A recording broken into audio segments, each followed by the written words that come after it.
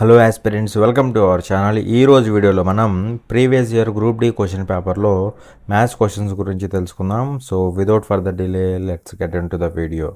చూడండి, question number 26. ఇక్కడ ఏమంటున్నాడంటే the age of T is 20 years more than the age of are.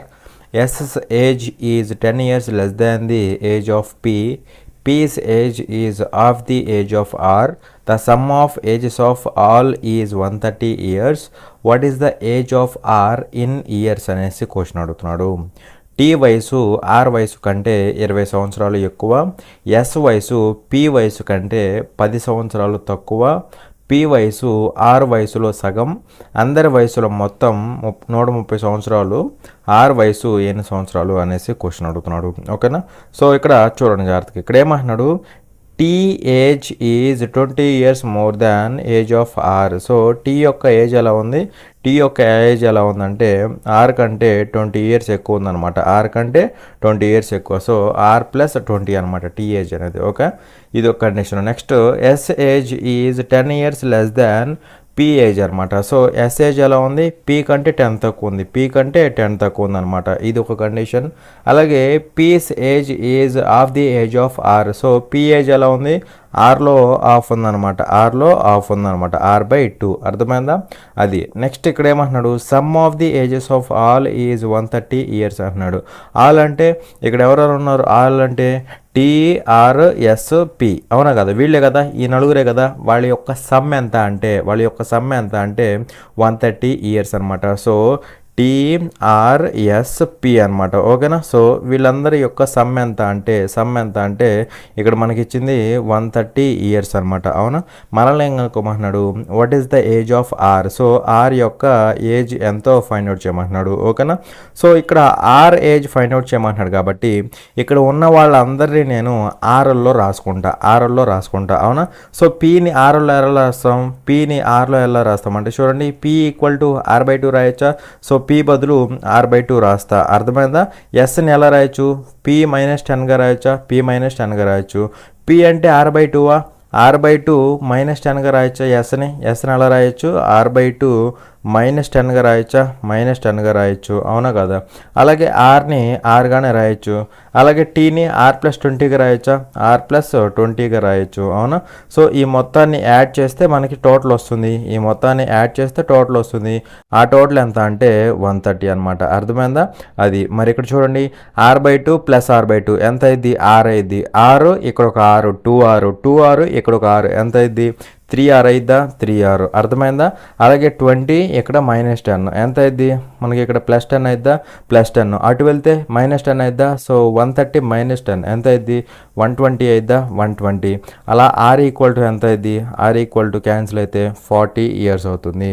Are age ఎంత అయింది? 40 years అనమాట. ఓకేనా? చూడండి, క్వశ్చన్ నెంబర్ 27. ఇక్కడ ఏమంటున్నాడంటే a garrison of 1 to 09 men has provisions for 24 days. How long in days will the provisions last if the garrison is increased by 403 men అనేసి question అడుగుతున్నాడు.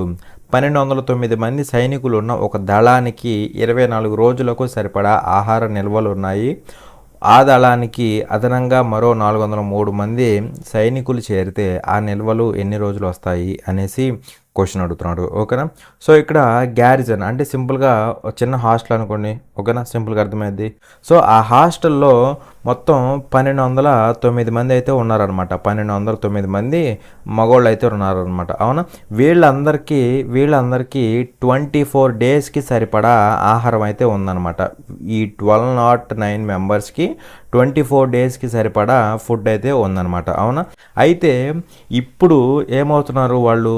గ్యారిజన్ is increased by 403. ఇనీషియల్గా 1209 మంది ఉన్నారు కదా. ఇప్పుడు పర్సన్స్ ఏమవుతున్నారు అంటే చూడండి, 1209 + 403 అంటే ఎంతమంది అవుతున్నారు ఇప్పుడు? 12 అవుతున్నారా? 12 అవుతున్నారు అనమాట. అవునా? వీళ్ళకి ఎన్ని డేస్ పాటు వస్తుంది అనేసి క్వశ్చన్ అడుగుతున్నాడు. అర్థమైందా? 1209 మందికి ఏమో 24 రోజుల పాటు సరిపోయింది ఆహారం. ఇప్పుడు అలా కాకుండా ఇంకొక 403 మెంబర్స్ పెరిగితే అంటే 1612 మంది అయితే వాళ్ళకి ఎన్ని డేస్ పాటు వస్తుంది అనేసి కనుక్కోమంటున్నాడు. ఈ డేస్ కనుక్కోమంటున్నాడు అనమాట. ఓకేనా? సో ఇక్కడ గుర్తుపెట్టుకోండి, ఇక్కడుండే ఫుడ్ సేమ్ అనమాట. ఓకేనా? సో ఇది ఈజ్ ఈక్వల్ టు అవుతుంది. సో అక్కడి నుంచి మనం కనుక్కుంటే సరిపోతుంది అనమాట. అవునా? సో ఈ క్వశ్చన్ మార్క్ వాల్యూ మనం ఫైండ్ అవుట్ చేయాలి. అర్థమైందా? మరి ఇక్కడ చూడండి, ఇక్కడ చూస్తే ఏమవుతుంది, ఇక్కడ 4 పోయింది కదా, 4 6 24, 4 ఇక్కడ ఎన్నిసార్లు పోయిద్ది, 4 4 16, 1లో పోదు 0, 4 3 12. అవునా కదా? అలాగే ఇక్కడేం పోతుంది మనకి, ఇక్కడేం పోతుంది అంటే చూడండి, 403 1 టైం పోతుంది. 403 ఇక్కడ ఎగ్జాక్ట్గా 3 టైమ్స్ పోయిద్దా, 3 టైమ్స్ పోయిద్ది అనమాట. అవునా కదా? సో ఇక్కడ క్వశ్చన్ మార్క్ ఏమైంది, 6 3 18 అయింది. క్వశ్చన్ మార్క్ ఏమైంది, 18 అయింది అనమాట. అలా సింపుల్గా 18 రోజుల పాటు వస్తుంది అనమాట. ఓకేనా? ఒకవేళ ఇక్కడ 403 మెంబర్స్ ఇంక్రీజ్ అయితే 18 రోజుల పాటే వచ్చింది. అలా కాకుండా ఇనీషియల్గా ఉన్న వాళ్ళు ఉంటే 24 డేస్ వచ్చింది. ఎప్పుడైతే వీళ్ళు పెరుగుతారో అది 18 రోజులకే వచ్చింది అనమాట ఆ ఫుడ్ అనేది. అర్థమైందా? అలా సింపుల్గా 18 డేస్ అనేది ఆన్సర్ అవుతుంది. చూడండి క్వశ్చన్ నెంబర్ 28. ఇక్కడ ఏమంటున్నాడు అంటే, for 6 innings A cricketer had an average of 100 runs. In the 7th inning he scored 235 runs. His average score increased by అనేసి క్వశ్చన్ అడుగుతున్నాడు. ఓకేనా? ఒక క్రికెటర్ 6 ఇన్నింగ్స్లలో సగటున 100 పరుగులు చేశాడు. 7వ ఇన్నింగ్స్లో అతను 235 పరుగులు చేశాడు. అతని సగటు స్కోర్ ఎంత పెరిగింది అనేసి క్వశ్చన్ అడుగుతున్నాడు. ఓకేనా?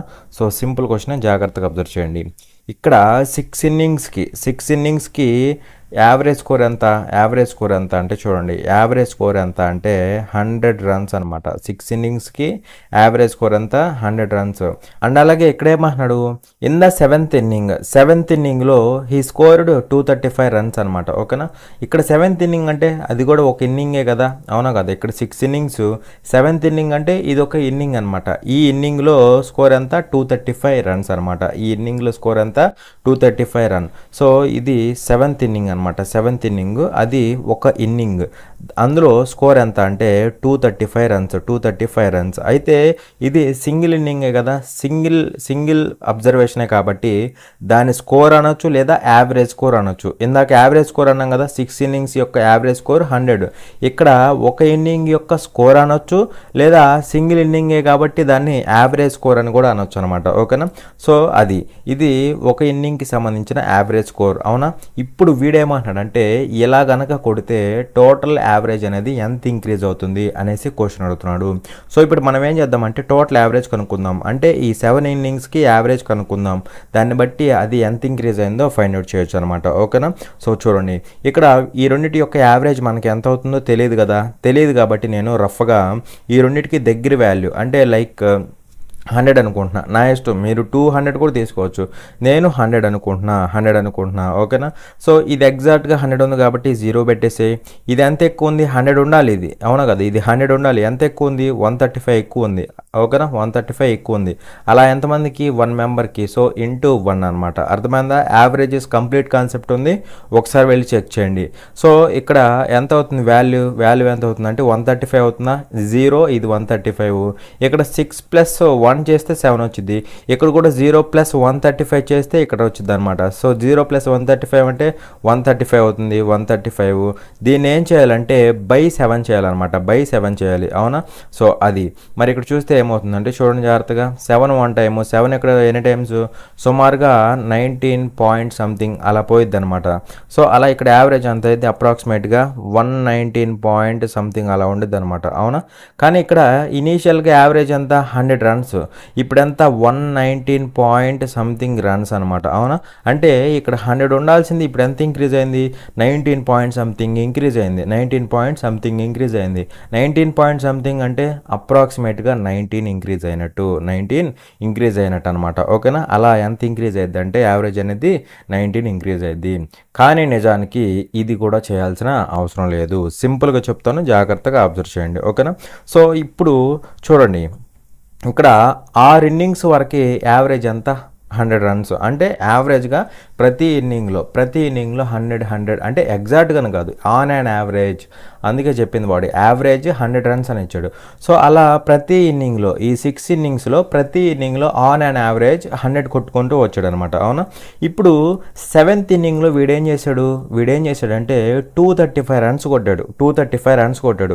ఒకవేళ 7th ఇన్నింగ్స్లో కూడా వీడు 100 రన్సే కొట్టుంటే అప్పుడు ఆ 7 ఇన్నింగ్స్కి యావరేజ్ ఎంత అయ్యేది అంటే 7 ఇన్నింగ్స్కి కలిపి ఆ 6 ఇన్నింగ్స్ అలాగే ఇది ఒక ఇన్నింగ్ ఇందులో కూడా 100 కొడితే అప్పుడు యావరేజ్ ఎంత అయ్యేది 100 అయ్యేది.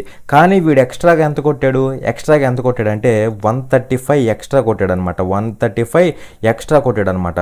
మరి ఆ ఎక్స్ట్రా కొట్టినప్పుడు యావరేజ్ కూడా ఎక్స్ట్రా వచ్చిద్దా రాదా? అవునా కదా, 100 కొడితేనేమో ఎగ్జాక్ట్గా అన్నిటికీ ఈ 7 ఇన్నింగ్స్కి యావరేజ్ 100 అయింది. కానీ ఇక్కడ వీడు ఎక్స్ట్రాగా 135 కొట్టాడు కాబట్టి ఇక్కడ యావరేజ్ కూడా ఎక్స్ట్రానే వచ్చింది. అంటే యావరేజ్ ఇంక్రీజ్ అయ్యింది. ఎంత ఇంక్రీజ్ అయ్యింది అంటే చూడండి, స్కోర్ ఎంత ఇంక్రీజ్ అయింది, 135 ఇంక్రీజ్ అయింది. మనకి యావరేజ్ స్కోర్ కావాలి. యావరేజ్ స్కోర్ కాబట్టి score by total number of innings. ఇప్పుడు ఎన్ని ఇన్నింగ్స్ అయినాయి? 7 ఇన్నింగ్స్ అయినాయా? 7 అయినాయి అనమాట. ఇనీషియల్గా 6, ఇక్కడ ఒక 7th ఇన్నింగ్, అంటే టోటల్గా 7 ఇన్నింగ్స్ అయినాయి. సో ఎక్స్ట్రాగా వచ్చింది బై ఇక్కడ 7 ఇన్నింగ్స్ చేస్తే మనకి ఎక్స్ట్రాగా వచ్చే యావరేజ్ వచ్చింది అనమాట. అవునా, అంటే ఇంక్రీజ్ అయిన యావరేజ్ వచ్చింది. సో ఎంత వచ్చింది మనకి? అప్రాక్సిమేట్గా 19 పాయింట్ సంథింగ్ అలా వచ్చింది అనమాట. అవునా, సో ఇది ఇంక్రీజ్ అయిన యావరేజ్ స్కోర్ అనమాట. అర్థమైందా? 7th ఇన్నింగ్లో 100 కొట్టాడు అనుకోండి, అప్పుడు ఇక్కడ యావరేజ్ 100 వచ్చింది. 7th ఇన్నింగ్లో కూడా 100 కొట్టాడు. అంటే టోటల్గా ఆ 7 ఇన్నింగ్స్కి యావరేజ్ స్కోర్ ఎంత అని చెప్తాం? 100 అని చెప్తాం. కానీ వీడు 100 కాదు కొట్టింది, 235 కొట్టాడు. అంటే 100 కంటే ఎంత ఎక్స్ట్రా కొట్టాడు? 135 ఎక్స్ట్రా కొట్టాడు. అది కొట్టాడు కాబట్టి యావరేజ్ కూడా ఎక్స్ట్రానే వచ్చిద్దా? యావరేజ్ కూడా ఇంక్రీజ్ అయ్యిద్ది. సో యావరేజ్ కాబట్టి మనం ఏం చేస్తాం? యావరేజ్ కాబట్టి ఆ ఎక్స్ట్రా వచ్చిన 135 by total number of innings. ఎన్ని ఇన్నింగ్స్ టోటల్ ఇప్పుడు 7 అయినాయి కదా, బై 7 చేసామన్నమాట. అలా ఎంత ఇంక్రీజ్ అయినట్టు అంటే 19 పాయింట్ సంథింగ్ ఇంక్రీజ్ అయినట్టు. అప్రాక్సిమేట్గా చూసుకుంటే 19 ఇంక్రీజ్ అయినట్టు అనమాట. ఓకేనా, అలా సింపుల్గా చేసుకోవాలి. మళ్ళీ ఇదంతా చేయకూడదు అనమాట. ఓకేనా, ఇక్కడ అర్థం అవ్వాలనేసి ఇంత డీటెయిల్గా చెప్పా. మీరు డైరెక్ట్గా కొట్టేసేయాలి. అర్థమైందా? చూడండి క్వశ్చన్ నెంబర్ 29. ఇక్కడ ఏమంటున్నాడు అంటే what is the mode of the following data అనేసి క్వశ్చన్ అడుగుతున్నాడు. ఈ కింది డేటా యొక్క బాహుళకం ఎంత అనేసి క్వశ్చన్ అడుగుతున్నాడు అనమాట. ఓకేనా, సో ఇక్కడ మనల్ని అడిగింది మోడ్ అనమాట. మోడ్ అంటే మీకు ఆల్రెడీ తెలుసు, ఎక్కువ టైమ్స్ ఏ అబ్జర్వేషన్ అయితే రిపీట్ అయ్యిద్దో దాన్నే మనం మోడ్ అనేసి చెప్తాం. అవునా, సో సింపుల్గా ఆప్షన్ వెరిఫికేషన్కి వెళ్తే సరిపోతుంది అనమాట. అవునా, ఫస్ట్ ఎంత ఇచ్చాడు మనకి? 43 ఇచ్చాడు. ఇది ఎన్నిసార్లు రిపీట్ అయ్యిందో చూసుకోండి. అలా ప్రతిదీ చూసుకోండి. సో చూసుకున్నప్పుడు ఎక్కువ టైమ్స్ ఏదైతే రిపీట్ అయ్యిద్దో అదే డైరెక్ట్గా ఆన్సర్ అయిపోయింది. ఓకేనా, సో వీటన్నిటికీ కూడా ఎప్పుడైనా గుర్తుపెట్టుకోండి, మోడ్ అడిగితే డేటా ఇచ్చి మోడ్ అడిగితే డైరెక్ట్గా ఆప్షన్ వెరిఫికేషన్కి వెళ్ళిపోండి. నార్మల్గా మోడ్ కనుక్కోవాలంటే చాలా టైం పట్టిద్ది అనమాట. అవునా, సో అలా కాకుండా ఆప్షన్ వెరిఫికేషన్ చేస్తే సరిపోతుంది. ఈ 4 వాల్యూస్కి కనుక్కుంటే సరిపోతుంది. నార్మల్గా కనుక్కోవాలనుకోండి మీరు ప్రతిదీ క్యాలిక్యులేట్ చేయాల్సి వస్తుంది అనమాట. అంటే ఒక అబ్జర్వేషన్ తీసుకొని అది ఎన్నిసార్లు రిపీట్ అయింది అనేసి రాసుకొని చేయాల్సి వస్తుంది. అలా వద్దు, మీరు డైరెక్ట్గా ఇక్కడి నుంచి వెరిఫై చేస్తే సరిపోతుంది అనమాట. సో 43 తీసుకున్నా, అది ఎన్ని టైమ్స్ వచ్చిందో చూడు, ఒకసారి చూస్తే నీకు అర్థమైపోతుంది. సో ఇక్కడ ఎక్కడ ఉంది 43 ఇది 1 టైము, నెక్స్ట్ 43 1 ఇదిగోండి ఇక్కడ ఒకసారి. టోటల్గా మొత్తం ఎన్ని టైమ్స్? 3 టైమ్స్ వచ్చిందా? సో 3 టైమ్స్ రిపీట్ అయిందనమాట. ఇలా రాసుకో సరిపోతుంది. నెక్స్ట్ 48 ఇదిగోండి 1, నెక్స్ట్ 48 లేదు కదా, ఒకసారి వచ్చింది. సో ఒకసారి వచ్చింది. నెక్స్ట్ 51 ఇదిగోండి 1 2 తర్వాత 3 తర్వాత ఇంకెక్కడ లేదు కదా. సో 3 టైమ్సే వచ్చింది అనమాట. 3 టైమ్స్. నెక్స్ట్ 47 తీసుకో, 1 2 3 ఇక్కడ 4, నెక్స్ట్ ఇదిగోండి 5 టైమ్స్ వచ్చిందా? సో 5 టైమ్స్ వచ్చింది అనమాట. 5 టైమ్స్. అలా ఇక్కడ మ్యాక్సిమం నెంబర్ ఆఫ్ టైమ్స్, ఎక్కువ టైమ్స్ ఏది రిపీట్ అయింది? ఇదిగోండి 47 అనేది ఎక్కువ టైమ్స్ రిపీట్ అయింది. 5 టైమ్స్ రిపీట్ అయింది అనమాట. సో ఎక్కువ టైమ్స్ అదే కదా రిపీట్ అయింది. So that will be the answer. ఓకేనా, చూడండి క్వశ్చన్ నెంబర్ 30. ఇక్కడ సింప్లిఫై ద ఎక్స్ప్రెషన్ అనేసి మనకి ఇది ఇచ్చాడు కదా. సో దీన్ని సింప్లిఫై చేసి చెప్పమంటున్నాడు. అవునా, సో ఇక్కడ నేను ఎలా రాస్తానంటే చూడండి, 3 power 4 plus X, 3 power 4 plus X. So ఇక్కడ చూడండి ఇంటూ దీన్ని ఎలా రాసుకోవచ్చు? 9ని 3 స్క్వేర్ రాయొచ్చా 3 స్క్వేరు హోల్ పవర్ ఎంత రాయొచ్చు ఎక్స్ మైనస్ 4 రాయొచ్చా ఎక్స్ మైనస్ 4 అనమాట అవునా. సో ఇది ఏ ఫామ్లో ఉంది ఏ పవర్ ఎమ్ హోల్ పవర్ ఎన్ ఫామ్లో ఉంది అవునా కదా. సో ఏమవుతుంది A power M into N అయిద్దా M into ఎన్ అయిద్ది అవునా. అంటే ఇక్కడ ఇదేమవ్వాలి 3 పవర్ 2 ఇంటూ ఎక్స్ మైనస్ 4 అవ్వాలా 2 ఇంటూ ఎక్స్ మైనస్ 4. సో ఇక్కడ మళ్ళీ ఏం చేయొచ్చు దీన్ని చెప్పండి ఏం చేయొచ్చు అంటే 2x మైనస్ 8గా రాయొచ్చా 2x మైనస్ 8గా రాయొచ్చు అవునా. సో 2x మైనస్ 8గా రాయొచ్చు డివైడెడ్ బై ఇక్కడ 27 అంటే ఏం రాయొచ్చు 3 క్యూబ్ రాయొచ్చా 3 cube whole power X minus 3 whole power X minus 3 మళ్ళీ సేమ్ ఫార్మేట్ ఏమవుతుంది 3 పవర్ 3 ఇంటూ ఎక్స్ మైనస్ 3 అంటే 3x మైనస్ 9 అవుతుందా 3 ఇంటూ ఎక్స్ మైనస్ 3 కదా 3 ఇంటూ ఎక్స్ మైనస్ 3 అంటే 3x minus 9 రాసుకోవచ్చా. So 3x minus 9 రాసుకోవచ్చు ఇంటూ 3 క్యూబ్ రాయొచ్చా into 3 cube అవునా. So that is equal to ఏమవుతుందని చూడండి ఇక్కడ బేసెస్ సేమ్ ఉన్నాయి మల్టిప్లై అవుతున్నాయి పవర్స్ ఏం అవ్వాలి యాడ్ అవ్వాలి. బేసెస్ సేమ్ ఉన్నాయి మల్టిప్లై అవుతున్నాయి కాబట్టి పవర్స్ ఏం అవ్వాలి యాడ్ అవ్వాలి అవునా కదా. సో ఇక్కడ చూస్తే ఏమవుతుందంటే డైరెక్ట్గా 3 పవర్స్ యాడ్ చేయండి 4 plus X 2x minus 8. So X terms add చేస్తే 3x అయిద్దా 3x 4 మైనస్ 8 ఎంత అయింది -4 అయింది డివైడెడ్ బై ఇక్కడ 3 పవర్ 3x మైనస్ 9 ఇక్కడ ప్లస్ 3 అవునా కదా పవర్స్ యాడ్ అవుతాయి. సో 3x ఇక్కడ చూస్తే ఏమవుతుంది -6 అయిద్దా -6 అవునా కదా. సో ఇప్పుడు మళ్ళీ 3 power m by 3 power n అంటే చూడండి A power m by A power n ఏమవుతుంది A power m minus n అయిద్దా A power m minus n అవునా. సో ఇక్కడ చూస్తే ఏమవుతుందంటే ఇక్కడ బేసెస్ సేమ్ ఉన్నాయి పవర్స్లో m n కదా m మైనస్ n అవుతుంది పైకి వెళ్తే అవునా. So 3 power 3x minus 4 minus ఇక్కడ ఏమవుతుంది minus of 3x minus 6 అయిద్దా -3x minus 6. So that is equal to 3 power ఏమవుతుందంటే 3x minus 4 minus 3x plus 6 అయిద్దా +6. So ఇది క్యాన్సిల్ అవుతుంది +6 -4 2 అయిద్దా అంటే సింపుల్గా 3 స్క్వేర్ అయింది 3 స్క్వేర్ ఈజ్ ఈక్వల్ టు 9 అయిద్దా 9 అయిద్ది అనమాట. అలా వాల్యూ ఎంత అయింది 9 అయింది అర్థమైందా. చూడండి క్వశ్చన్ నెంబర్ 31 ఇక్కడ ఏమంటున్నాడంటే the amount on a some of ₹1200 at 15% per annum compound interest compounded annually in 2 years will be అనేసి క్వశ్చన్ అడుగుతున్నాడు ఓకేనా. ₹1200 అసలుపై సంవత్సరానికి 15% చక్రవడ్డీ రేటుతో వడ్డీని ఏటా లెక్కించే పద్ధతిలో 2 సంవత్సరాల తర్వాత అయ్యే మొత్తం ఎంత అనేసి క్వశ్చన్ అడుగుతున్నాడు. మనల్ని ఇక్కడ ఏం కనుక్కోమంటున్నాడు అమౌంట్ కనుక్కోమంటున్నాడు అవునా కదా.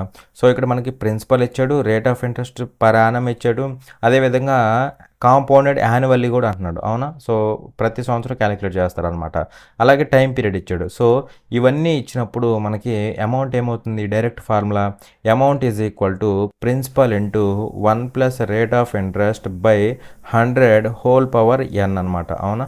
n అంటే నంబర్ ఆఫ్ ఇయర్స్ అవునా ఎందుకంటే ఇక్కడ కాంపౌండెడ్ యాన్యువల్లీ అంటున్నాడు కదా ఇయర్లీ క్యాలిక్యులేట్ చేస్తున్నాడు కాబట్టి ఇక్కడ ఉండే టైం పీరియడ్ కూడా ఇయర్లీ ఉంటుంది ఇయర్స్లో ఉంటుంది అవునా.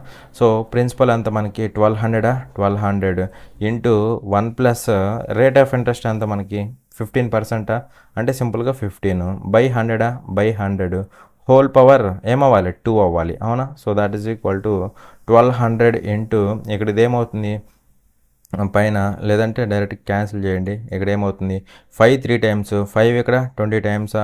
సో ఇక్కడ ఎల్సిఎం 20 అయింది 20 ఇంటూ 1 20 ప్లస్ 3 23 అవుతుందా 23 హోల్ స్క్వేర్ అయిద్దా whole square. So this is equal to 1200 into 23/20 into 23/20 రాసుకోండి. రాస్తే ఏమైందో చెప్పండి ఇక్కడ ఇది ఏమైంది 00 కింద 00 క్యాన్సిల్ అవునా 00 క్యాన్సిల్ 4 ఇక్కడ 1 టైము 4 ఇక్కడ 3 టైమ్స్ అవునా. నేను లాస్ట్ డిజిట్ వెరిఫై చేస్తా అవునా కదా. సో ఇక్కడ ఇది ఏమవుతుంది 3 3 9 అయిద్దా లాస్ట్ డిజిట్ 9 అయిద్ది అవునా. 9 ఇంటూ 3 మళ్ళీ లాస్ట్ డిజిట్ 9 3 ఎంత 27 అంటే లాస్ట్ డిజిట్ 7 అవ్వాలి సో 1587 అనేది డైరెక్ట్గా ఆన్సర్ అయిపోతుంది ఏమవుతుంది 1587 అనేది ఆన్సర్ అవుతుంది అనమాట. అలా సింపుల్గా లాస్ట్ డిజిట్ వెరిఫై చేస్తే సరిపోతుంది ఓకేనా. అలా 1587 అనేది ఆన్సర్ అవుతుంది అర్థమైందా. సో ఇదే క్వశ్చన్ని రేషియోస్ యూజ్ చేసి ఎలా చేస్తారో చెప్తాను చూడండి జాగ్రత్తగా. ఇక్కడ మనకి ఇచ్చింది ఎంత రేట్ ఆఫ్ ఇంట్రెస్ట్ 15%. సో 15% అంటే ఫ్రాక్షన్లో ఏమవుతుందో చూడు. ఫ్రాక్షన్లో ఏమవుతుంది, ఫ్రాక్షన్లో 15/100 అవుతుందా, అంటే సింపుల్గా 3/20 అవుతుందా, 3/20. సో ఇక్కడ ప్లస్ అవుతుంది అనమాట. ఓకేనా, ప్లస్ అంటే వాల్యూ అనేది 20 ఉండాల్సింది 23 అయింది, 20 ఉండాల్సింది 23 అయింది, అవునా.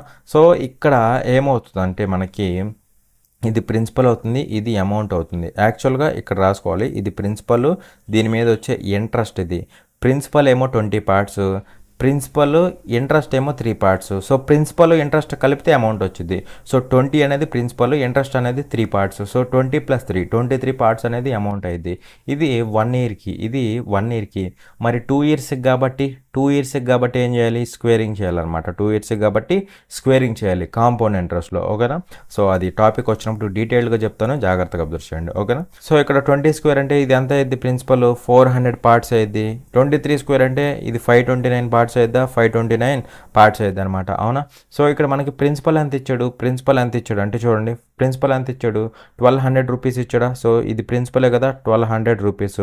మనల్ని అమౌంట్ కనుక్కోమన్నాడు, ఇదేమైందో కనుక్కోమన్నాడు అనమాట, అవునా. మరి ఇక్కడ 400 పార్ట్స్ వాల్యూ ఎంత, 1200, అంటే ఏమైనట్టు, × 3 అయినట్టు, అవునా. మరి ఇది × 3 అయితే ఇక్కడ కూడా ఖచ్చితంగా × 3 అవ్వాలి. ఏమవ్వాలి, × 3 అవ్వాలి. మరి 3 × 529. సో చేసినప్పుడు లాస్ట్ డిజిట్ ఏమొచ్చింది, 3 9s ఎంత, 27. సో లాస్ట్ డిజిట్ 7 ఉండాలి. అలా మనకి 1587 అనేది ఆన్సర్ అవుతుంది. లేదు మాకు వద్దనుకుంటే క్యాలిక్యులేట్ చేసుకోండి. 3 9 27, 2 క్యారీ, 3 2 6 2 8, అవునా. 3 5 15 ఎంత అవుతుంది, 1587 అవుతుంది అనమాట.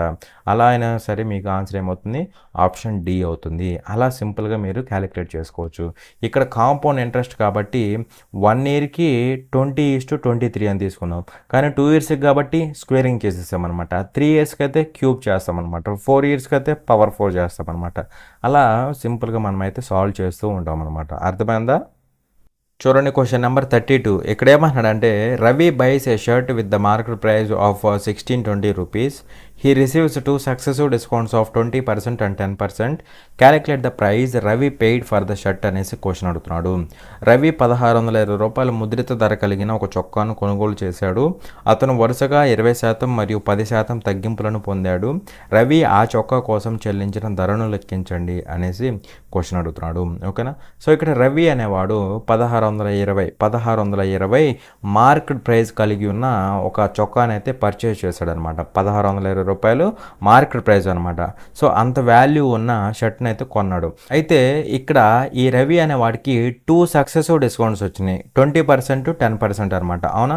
సో డిస్కౌంట్స్ దేని మీద వస్తాయి, మార్కెట్ ప్రైస్ మీద వస్తాయి. సో ఈ మార్కెట్ ప్రైస్ మీద ఫస్ట్ డిస్కౌంట్ వచ్చింది, తర్వాతే సెకండ్ డిస్కౌంట్ వచ్చింది. ఆ 2 డిస్కౌంట్స్ తీసేస్తే మనకి సెల్లింగ్ ప్రైస్ వచ్చిద్దా, సెల్లింగ్ ప్రైస్ వచ్చింది, అవునా. సో ఈ సెల్లింగ్ ప్రైస్ ఎవరి ప్రకారం సెల్లింగ్ ప్రైస్, ఇది షాప్ ఓడ్ ప్రకారం సెల్లింగ్ ప్రైస్. కానీ షాప్ ఓడ్ ఎంతకు అమ్ముతాడో అంతకే రవి కొంటాడు, అవునా.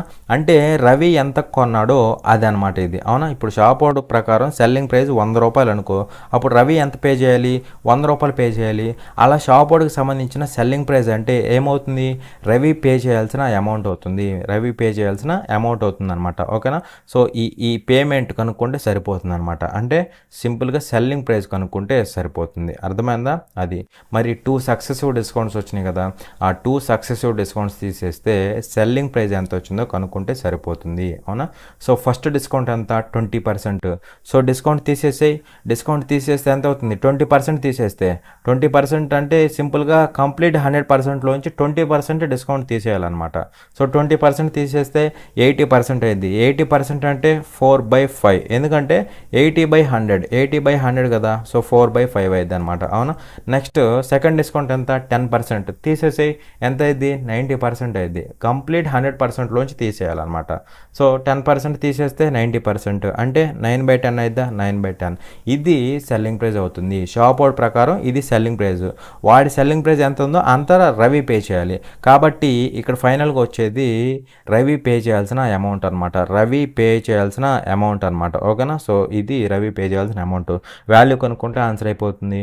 సో ఇప్పుడు నేనేం చేస్తానంటే ఆప్షన్ వెరిఫికేషన్ చేస్తున్నా. ఎలాగంటే చూడండి జాగ్రత్తగా, ఇక్కడ చూడండి, ఇక్కడ 5 వన్ టైం పోయిద్ది, 5 ఇక్కడ 10లో 2 టైమ్స్ పోయిద్దా, 2 టైమ్స్, అవునా. సో ఇప్పుడు నేనేం చేస్తున్నానంటే చూడండి, 2 ఇంటూ 2 లాస్ట్ డిజిట్ వెరిఫై చేస్తున్నా, 2 ఇంటూ 2 4 అయింది, 4 ఇంటూ 4 ఎంత అయింది, 6 అయింది, 6 ఇంటూ 9 54 అయిద్దా, 54 అంటే లాస్ట్ డిజిట్ 4 వచ్చింది, లాస్ట్ డిజిట్ 4 వచ్చింది, లాస్ట్ డిజిట్ 4 వచ్చింది. బై 10 కదా, బై 10 కాబట్టి 0.4 వచ్చింది, బై 10 కదా, సో 0.4 వచ్చింది అనమాట. అర్థమైందా, లాస్ట్ డిజిట్ 4 వచ్చింది, బై 10 ఉంది కదా కాబట్టి పాయింట్ వచ్చింది అనమాట. 0.4 రావాలి, 0.4 రావాలి, 4 పక్కన మళ్ళీ ఏమి ఉండకూడదు, ఓకేనా. 0.4 రావాలి, 4 పక్కన ఏమి ఉండకూడదు. సో ఇక్కడ 0.4 ఉంది, 4 పక్కన 5 ఉంది అంటే రాంగ్ ఆప్షన్. ఇక్కడ 0.4 లేదు, రాంగ్ ఆప్షన్, 0.4 లేదు, రాంగ్ ఆప్షన్, 0.4 ఉంది, 4 పక్కన ఏం లేదు అంటే 0 అంటే ఏం లేనంటే కదా మీనింగ్. కాబట్టి ఇదే మనకి ఆన్సర్ అవుతుంది. లేదు అంటే మీరు నార్మల్గా చేసుకున్నా సరే ఆన్సర్ అదే అవుతుంది అనమాట. చూడండి క్వశ్చన్ నెంబర్ 33. ఇక్కడ ఏమంటున్నాడంటే a train of length 164 meters takes 10 seconds to pass another train 136 meters long coming from the opposite direction. If the speed of the first train is 82 km/h, then find the speed of the second train అనేసి question అడుగుతున్నాడు, ఓకేనా. So simple question, జాగ్రత్తగా observe చేయండి. ఇక్కడ ఏమంటున్నాడంటే చూడండి, 164 మీటర్ల పొడవు ఉన్న ఒక రైలు వ్యతిరేక దిశలో వస్తున్న 136 మీటర్ల పొడవు ఉన్న మరొక రైలును దాటడానికి 10 సెకండ్ల సమయం తీసుకుంటుంది. మొదటి రైలు వేగం గంటకు 82 కిలోమీటర్లు అయితే రెండవ రైలు వేగాన్ని కనుగొనండి అనేసి క్వశ్చన్ అడుగుతున్నాడు, ఓకేనా. సో ఇక్కడ చూడండి, ట్రైన్ ఆఫ్ లెంత్ 164 meters అంటున్నాడు. సో ఇలా ఒక ట్రైన్ ఉందన్నమాట, దీని యొక్క లెంత్ ఎంత అంటే 164 meters, ఓకేనా. Takes 10 seconds to pass another train 136 meters long అంటున్నాడు. సో ఇంకొక ట్రైన్ ఉంది, దాని యొక్క లెంత్ ఎంత అంటే 136 meters అనమాట, అవునా. అయితే ఈ 164 meters ఉన్న రైలు ఈ 136 meters ఉన్న రైల్ని కంప్లీట్గా క్రాస్ చేయడానికి టైం ఎంత తీసుకుంటుంది, టైం ఎంత తీసుకుంటుంది అంటే 10 seconds తీసుకుంటుంది. టైం ఎంత తీసుకుంటుంది, 10 seconds తీసుకుంటుంది, అవునా. అది అలాగే ఇక్కడ ఏమంటున్నాడు అంటే చూడండి, ఇక్కడ ఏమంటున్నాడు అంటే coming from the opposite direction. So ఇది ఇలా వెళ్తుంటే దీనికి ఆపోజిట్లో ఇది ఇలా వస్తుంది, okay. If the speed of the first train is 82 km/h, first train speed ఎంత అంటే 82 km/h అనమాట, అవునా. మనల్ని ఏం కనుక్కోమంటున్నాడు, find the speed of the second train. So దీని స్పీడ్ ఎంతో కనుక్కోమంటున్నాడు అనమాట, ఓకేనా. అది కూడా km/hలోనే కనుక్కోమంటున్నాడు, అర్థమైందా. అది సో జాగ్రత్తగా అబ్జర్వ్ చేయండి. ఇక్కడ దీని యొక్క స్పీడు x km/h అనుకుంటున్నా, x km/h అనుకుంటున్నా, అర్థమైందా. సో ఆ x వాల్యూ కనుక్కుంటే ఆన్సర్ అయిపోయింది. మరి ఇక్కడ టైం అంటే మనకేం తెలుసు, టైం అంటే డిస్టెన్స్ బై స్పీడ్ అని తెలుసా. ఈ రెండు కంప్లీట్గా క్రాస్ అవడానికి టైం ఎంత పట్టింది, 10 seconds పట్టింది. సో డిస్టెన్స్ బై స్పీడ్ కనుక్కుంటే సరిపోతుంది. మరి ఇక్కడ చూస్తే ఏమవుతుందంటే చూడండి, ఈ రెండు కంప్లీట్గా క్రాస్ అవ్వాలంటే మనం ఆ ట్రైన్స్ ట్రావెల్ చేయాల్సిన డిస్టెన్స్ ఏమైంది, ఆ రెండింటి యొక్క టోటల్ లెంత్కి ఈక్వల్ అవుతుంది. ఆ డిస్టెన్స్ ఏమైంది, రెండింటి యొక్క టోటల్ లెంత్కి ఈక్వల్ అయింది, అవునా. మరి 164 136 టోటల్ ఎంత అవుతుంది, 300 meters అవుతుందా, 300 meters అవుతుంది. డివైడెడ్ బై ఇక్కడ స్పీడ్స్ ఎలా తీసుకోవాలంటే చూడండి, రిలేటివ్ స్పీడ్ తీసుకోవాలి. రెండు మూవింగ్లో ఉన్నాయి కదా, ఇది మూవ్ అవుతుంది, ఆపోజిట్లో అది కూడా మూవ్ అవుతుంది, రెండు మూవ్ అవుతున్నాయి కాబట్టి రిలేటివ్ స్పీడ్ తీసుకోవాలి. ఆపోజిట్లో ఉన్నాయి కాబట్టి స్పీడ్ యాడ్ అవుతుంది అనమాట, రిలేటివ్ స్పీడ్ యాడ్ అవుతుంది. సో ఒకదాన్నేమో 82 km/h, ఇంకొక దాన్నేమో x, టోటల్ 82 + x km/h అనమాట, km/h. అయితే ఇక్కడ మనకి టైం ఏమో సెకండ్స్లో ఉంది, ఇదేమో మీటర్స్లో ఉంది. అప్పుడు ఈ km/hని m/s మార్చుకోవాలి, m/s మార్చుకోవాలన్నమాట, అవునా. సో m/s మార్చాలంటే ఏం చేయాలి, ఇంటూ 5/18 చేయాలి, 5/18 చేయాలన్నమాట. సో బై 18 పైకి వెళ్ళిపోతుందా, సో బై 18 పైకి వెళ్ళిపోతుంది అంటే ఇక్కడ ఇంటూ 18 అవుతుంది అనమాట. సో ఇప్పుడు ఈ స్పీడ్ కాస్త m/s వచ్చింది, సెకండ్ కూడా పైకి వెళ్ళిపోతుంది అనమాట, అర్థమైందా. సో ఇప్పుడు అన్నీ క్యాన్సిల్ అయిపోతే దాని నుంచి డైరెక్ట్గా ఆన్సర్ వచ్చింది. సో సెకండ్ గెట్ క్యాన్సిల్, అలాగే మీటర్ క్యాన్సిల్. సో ఇక్కడ ఈ 10 = చేస్తే మనకు ఆన్సర్ అయిపోతుంది అనమాట. So 0 get cancelled. సో దీన్ని పట్టుకొస్తే ఏమవుతుంది, 5 into 82 + x 82 + x పైన ఏముంటుంది 30 ఇంటూ 18 ఉంటుందా, 30 ఇంటూ 18 ఉంటుంది. ఇక్కడ నుంచి డైరెక్ట్గా ఆన్సర్ కొట్టేసేయచ్చు అనమాట. 5 1 టైము, 5 ఇక్కడ 6 times. So 82 plus X is equal to ఏమైంది, 60 ప్లస్ 48 అంటే ఎంత అవుతుంది, 108 అయిద్దా, 108. సో ఎక్స్ ఈక్వల్ టు ఎంత అవ్వాలి, 108లోంచి 82 పోతే ఇది ఒక 18, అదొక 8, 26 అవుతుందా, 26 km/h అవ్వాలి. ఎంత అవ్వాలి, 26 km/h అవ్వాలన్నమాట. అలా సింపుల్గా మనకి అది ఆన్సర్ అవుతుంది. అర్థమైందా? చూడండి క్వశ్చన్ నెంబర్ 34. ఇక్కడ ఏమన్నాడంటే the sum of 2 numbers is 45, 1 number is 5 more than the other, find the larger number అనేసి క్వశ్చన్ అడుగుతున్నాడు. 2 సంఖ్యల మొత్తం 45, ఒక సంఖ్య మరొక దానికంటే 5 ఎక్కువ, పెద్ద సంఖ్యను కనుగొనండి అనేసి క్వశ్చన్ అడుగుతున్నాడు. ఓకేనా? సో ఇక్కడ ఏమన్నాడు, సమ్ ఆఫ్ 2 numbers ఈజ్ 45 అన్నాడు. సో 2 numbers ఉన్నాయి, వాటి యొక్క సమ్ ఎంత అంటే 45. 2 numbers ఉన్నాయి, సమ్ ఎంత అంటే 45. 1 number is 5 more than the other. ఒక నెంబర్ అనేది ఎలా ఉందంటే రెండో దానికంటే 5 ఎక్కువ ఉందన్నమాట. రెండో దానికంటే 5 ఎక్కువ ఉంది. అవునా? మనల్ని ఏం కనుక్కోమన్నాడు, ఫైండ్ ది లార్జర్ నెంబర్ అన్నాడు. సో లార్జర్ నెంబర్ని ఫైండ్ అవుట్ చేయమన్నాడు, లార్జర్ వాల్యూ ఫైండ్ అవుట్ చేయమన్నాడు. మరి ఒకటి లార్జర్ అయితే ఇంకోటి స్మాలర్ అయితే కదా. సో నంబర్స్ని ఎల్ ఎస్ అని తీసుకుంటున్నా. ఎల్ అంటే లార్జరు, ఎస్ అంటే స్మాలరు. సో ఇవి 2 numbers, వాటి యొక్క సమ్ ఎంత, సమ్ ఎంత అంటే 45 అనమాట. 45. అవునా? సో ఇక్కడ ఏమంటున్నాడు, 1 number is 5 more than the other. ఒక నెంబర్ ఎలా ఉంది, రెండో దానికంటే 5 ఎక్కువ ఉందన్నమాట. మరి ఈ నెంబర్ అనేది రెండో దానికంటే 5 ఎక్కువ ఉందంటే ఈ నెంబర్ కాస్త ఏమవ్వాలి, లార్జర్ అవ్వాలి. ఎందుకంటే లార్జరే కదా, స్మాలర్ కంటే 5 ఎక్కువ ఉండేది, స్మాలర్ కంటే 5 ఎక్కువ ఉండేది అనమాట. లార్జర్ అనేది స్మాలర్ వాల్యూ కంటే 5 ఎక్కువ ఉండేది. సో ఇక్కడ నుంచి ఎల్ మైనస్ ఎస్ ఏమవుతుంది, ఎల్ మైనస్ ఎస్ ఏమవుతుందంటే 5 అవుతుందా. ఇక్కడ నుంచి కనుక్కుంటే ఇక్కడ నుంచి ఎల్ మైనస్ ఎస్ ఏమవుతుంది, 5 అవుతుంది అనమాట. ఇది లార్జర్, ఇది స్మాలర్. లార్జర్లోంచి స్మాలర్ తీసేస్తే 5 వచ్చింది. ఎందుకంటే ఇక్కడ అంటున్నాడు కదా 1 number is 5 more than the other. 1 number అనేది ఇంకొక నెంబర్ కంటే 5 ఎక్కువ ఉంది అన్నాడు. ఎక్కువ ఉందంటే మీనింగ్ ఏంటి, ఈ నెంబర్ కాస్త లార్జర్ నెంబర్ అయింది అనమాట, పెద్ద నెంబర్ అయింది. అవునా కదా? సో ఇది పెద్దది, ఇది స్మాలర్ నెంబర్ అయింది. So larger is equal to smaller కంటే 5 ఎక్కువ, స్మాలర్ కంటే 5 ఎక్కువ. అర్థమైందా? అది లాజిక్. సో ఇక్కడ నుంచి లార్జర్ నెంబర్ కనుక్కుంటే సరిపోతుంది. మరి రెండింటిని యాడ్ చేస్తే ఏమైంది, ఎస్ మైనస్ ఎస్ క్యాన్సిల్ అయిపోతుంది. ఇక్కడ ఇదేమవుతుంది, 2l అవుతుంది. ఇక్కడ ఇదేమవుతుంది, యాడ్ చేస్తే 50 అవుతుందా, 50.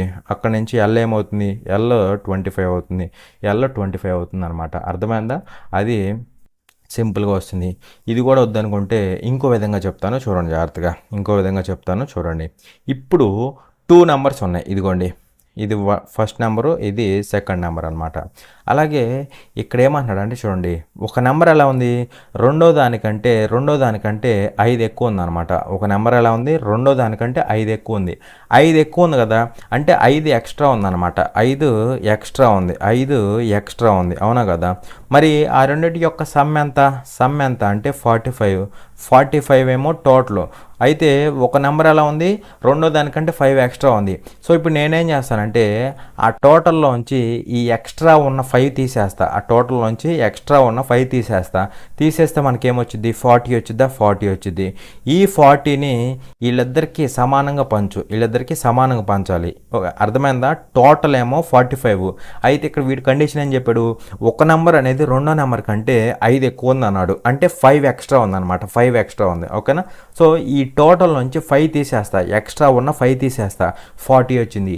ఈ 40ని వీళ్ళిద్దరికి సగం, అంటే సగం పనిచేసాయి. అంటే ఇద్దరు ఉన్నారు కదా. సో బై 2 చేస్తే ఎంత అయింది, బై 2 చేస్తే 20 అయింది అన్నమాట. 20 అంటే ఈడికి 20 వెళ్ళిద్ది, ఈడికి కూడా 20 వెళ్ళిద్ది. ఓకేనా? ఈడికి కూడా 20 వెళ్ళిద్ది.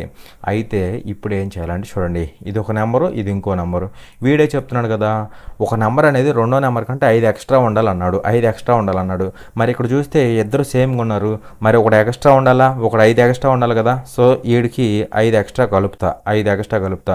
ఇప్పుడు ఈడు 20 అన్నాడు, ఈడు 25 ఉన్నాడు. అవునా? సో ఇప్పుడు ఈడు 20 అన్నాడు, ఈడు 25 ఉన్నాడు. అవునా? సో ఇద్దరు కలిపితే 45. అలాగే ఇక్కడ చూస్తే ఒకళ్ళు ఇంకోళ్ళ కంటే 5 ఎక్కువ ఉన్నారు. ఈడు 20, ఈడు 25 అంటే 5 ఎక్కువ ఉన్నారు. టోటల్ 45 వచ్చింది. అలాగే ఒకడు ఇంకోటి కంటే 5 ఎక్కువ ఉన్నాడు. సరిపోయిందా? కండిషన్ సాటిస్ఫై అయింది కాబట్టి డైరెక్ట్గా ఆన్సర్ అయిపోయింది. ఇక్కడ నుంచి మనల్ని ఏం కనుక్కోమన్నాడు, లార్జర్ కనుక్కోమన్నాడు. ఉన్న వాటిలో పెద్దదేంటి, ఇదే కదా, అది మనకు ఆన్సర్ అవుతుంది. స్మాలర్ అడిగితే 20 పెడతాం అనమాట. అలా ఏది అడిగితే అది పెట్టాలి. అర్థమైందా? చూడండి క్వశ్చన్ నెంబర్ 35. ఇక్కడ ఏమంటున్నాడంటే 1411 rupees is divided among Pooja, Harsh and Madhur in such a way that if 12 rupees, 23 rupees and 43 rupees are deducted from their respective shares, they have money in the ratio 21:16:6. Find the actual share of Harsh అనేసి question అడుగుతున్నాడు. ఓకేనా. So 1411 రూపాయల మొత్తాన్ని పూజ, హర్ష్ మరియు మధుర్ల మధ్య ఈ విధంగా విభజించారు. వారి వాటాల నుండి వరుసగా 12 రూపాయలు, 23 రూపాయలు మరియు 43 రూపాయలు తీసేస్తే వారి వద్ద మిగిలే డబ్బు నిష్పత్తి 21:16:6గా ఉంటుంది. హర్ష్ యొక్క అసలు వాటాను కనుగొనండి అనేసి క్వశ్చన్ అడుగుతున్నాడు. ఓకేనా. సింపుల్ క్వశ్చనే, జాగ్రత్తగా అబ్జర్వ్ చేయండి. ఇక్కడ టోటల్గా మనీ ఎంత ఉంది? 1411 రూపాయలు ఉంది. 1411 రూపాయలు ఉంది. ఈ మనీని ఎవరికి పంచారు? Was divided among Pooja, Harsh and Madhur. So పూజకి, హర్ష్కి, అదేవిధంగా మధుర్కి, ఈ ముగ్గురికి టోటల్గా కలిపి ఎంత పంచారంటే 1411 రూపాయలు పంచారు. అలా పూజ ప్లస్ హర్ష ప్లస్ మధుర్ వీళ్ళు ముగ్గురు కలిపి 1411 రూపాయలు అనమాట. అర్థమైందా? సో పూజకు వెళ్ళే షేరు పి, హర్షకు వెళ్ళేది హెచ్, ఎమ్మకు మధుర్కి వెళ్ళేది ఎం అనమాట. అలా వాళ్ళ యాక్చువల్ షేర్స్ ఇవి. ఓకేనా. అయితే ఇక్కడ వీడేమన్నాడని చూడండి. In such a way that if 12 rupees and 23 rupees and 43 rupees are deducted from their shares respectively, they have money in the ratio 21:16:16 అంటున్నాడు. అంటే ఇక్కడ 12 రూపాయలు, 23 రూపాయలు, 43 రూపాయలు వాళ్ళ షేర్స్ నుంచి తీసేస్తే, వాళ్ళ రెస్పెక్టివ్ షేర్స్ నుంచి తీసేస్తే అప్పుడు ఆ రేషియో ఎలా ఉండిద్దంట? 21:16:6 రేషియోలో ఉండిద్దంట. అవునా? అంటే ఇక్కడ రెస్పెక్టివ్ షేర్స్ నుంచి తీసేయడం అంటే ఏంటి? పూజ షేర్ నుంచి ఏమో 12 రూపీస్ తీసేస్తున్నారు. ఫస్ట్ పూజ ఉంది, ఇక్కడ ఫస్ట్ 12 రూపీస్ ఉంది. సో పూజ షేర్ నుంచి 12 రూపీస్ తీసేస్తున్నారు. ఓకే. అలాగే హర్ష్ షేర్ నుంచి ఎంత? 23 రూపీస్ తీసేస్తున్నారు. ఓకే. అలాగే మాధుర్ షేర్ నుంచి ఎంత తీసేస్తున్నారు? 43 తీసేస్తున్నారు. ఇలా తీసేసిన తర్వాత ఆ రేషియో ఏమవుతుందంటే వీళ్ళ యొక్క రేషియో ఏమవుతుందంటే ఇక్కడ ఏమి ఇచ్చాడు? 21:16:6 అనేసి ఇచ్చాడు అనమాట. అర్థమైందా? అది అయితే మనల్ని ఏం కనుక్కోమంటున్నాడు అంటే హర్ష్ యొక్క యాక్చువల్ షేర్ ఎంతో కనుక్కోమంటున్నాడు. అంటే యాక్చువల్ షేర్ అంటే ఇనీషియల్ షేర్ అనమాట. ఇనీషియల్ హర్ష్ షేర్ ఎంత? హెచ్ కదా, అది కనుక్కుంటే సరిపోతుంది. మరి ఇక్కడ చూస్తే ఏమవుతుందని చూడండి. ఈ మూడింటిని యాడ్ చేస్తా, అప్పుడు వాటికి ఈక్వల్ అయిన రేషియో కూడా యాడ్ అయ్యిద్దా అనమాట. అవునా? So P - 12, H - 23, M - 43 add చేసినప్పుడు P + H + M వచ్చిద్ది. అవునా కదా? వచ్చిద్ది కన్ఫామ్గా. సో P + H + M అంటే ఎంత? 1411. అలాగే ఇక్కడ -12, -23, -43 ఎంత అయింది? -12, -23 ఎంత అయింది? -35 అయింది. -35, -43 ఎంత అయింది? -78 అయిద్దా? -78 అయింది. సో ఇటువైపు టోటల్ ఇది. మరి పార్ట్స్ రూపంలో రేషియో టోటల్ కూడా అవ్వాలి కదా. ఈ టోటల్ ఇది వచ్చింది. అవునా? మరి ఇటు సైడ్ కూడా యాడ్ అయ్యింది కదా. 21 parts, 16 parts, 6 parts, 21 ఇది ఎంత? 22 అంటే ఎంత అవుతుంది? 21, 22 ఎంత అవుతుందంటే 43 parts అవుతుంది అనమాట. 43 parts. అవునా? సో అది మరి ఇక్కడ నేనేం కనుక్కుంటున్నాను అంటే ఈ వాల్యూ కనుక్కుంటున్నా, హెచ్ వాల్యూ కనుక్కోవాలి. నేను H - 23 కనుక్కుంటున్నా. H - 23 అంటే అది ఎన్ని పార్ట్స్ అంటే 16 పార్ట్సా? మిడిల్లోది 16 పార్ట్స్. ఈ 16 పార్ట్స్ వాల్యూ కనుక్కుంటా, అక్కడి నుంచి హెచ్ వాల్యూ కనుక్కుంటా. మరి ఇక్కడ చూస్తే ఏమవుతుందంటే చూడండి, 1411 నుంచి 17 పోతే చూడండి, 1411లోంచి 78 పోతే ఎంత అయింది మనకి? ఎంత అయింది అంటే 11లోంచి 8 పోతే 3 అయింది. 10లోంచి 7 పోతే 3 అయింది. ఇక్కడ 13,333 అయింది అనమాట. ఓకేనా? సో ఇక్కడ 1,333 అయిద్దా? 1,333 అయిద్దా? అది. మరి ఇక్కడ 16 పార్ట్స్ వాల్యూ ఏమవుతుందంటే చూడండి జాగ్రత్తగా. So parts get cancelled. 43 ఇక్కడ ఎన్ని టైమ్స్ పోతుంది? 3 టైమ్స్ పోతుంది. చూడండి, 3 టైమ్సా 2 టైమ్సా? 3 టైమ్స్ పోతే 3 3 is 9, 3 3 is 9. అవును కదా? సో 3 టైమ్స్ పోయిద్ది. 133లో 43 3 టైమ్స్ పోయిద్ది. సో ఎంత అవుతుంది మనకి? 3 3 is 9, 129 అంటే 43, 31 టైమ్స్ పోతుంది ఎగ్జాక్ట్గా. ఓకేనా? 31 టైమ్స్. 31 × 16 అంటే ఎంత అవుతుంది? 31 × 16 అంటే 310 ప్లస్ 31 ఇంటూ 16 అంటే ఏమవుతుందంటే చూడండి, 31 ఇంటూ 16ని 10 ప్లస్ 6గా రాస్తే ఏమైంది, 31 ఇంటూ 10 310 అయిద్దా, 310 6 ఇంటూ 31 ఎంత అయింది, 186 అయిద్దా, 186 ఇది ఎంత అయింది అంటే మనకి 496 అయిద్దా, 496 అయిద్ది అనమాట, అవునా కదా. సో అలా ఇక్కడ టోటల్ ఎంత అయిద్దంటే 496 అయిద్ది అనమాట, 496. సో ఇది H-23 వాల్యూ. మనం కనుక్కోవాల్సింది హెచ్ వాల్యూ అంటే ఏమవుతుంది, ఆ -23 పట్టుకురా, +23 అవుతుంది. అప్పుడు ఏమైద్ది అంటే 519 రూపీస్ అవుతుంది, 519 రూపీస్ అవుతుంది అనమాట. అలా ఆప్షన్ బి అనేది ఆన్సర్ అవుతుంది. మళ్ళీ చెప్తాను కన్ఫ్యూజన్ లేకుండా చూడండి జాగ్రత్తగా.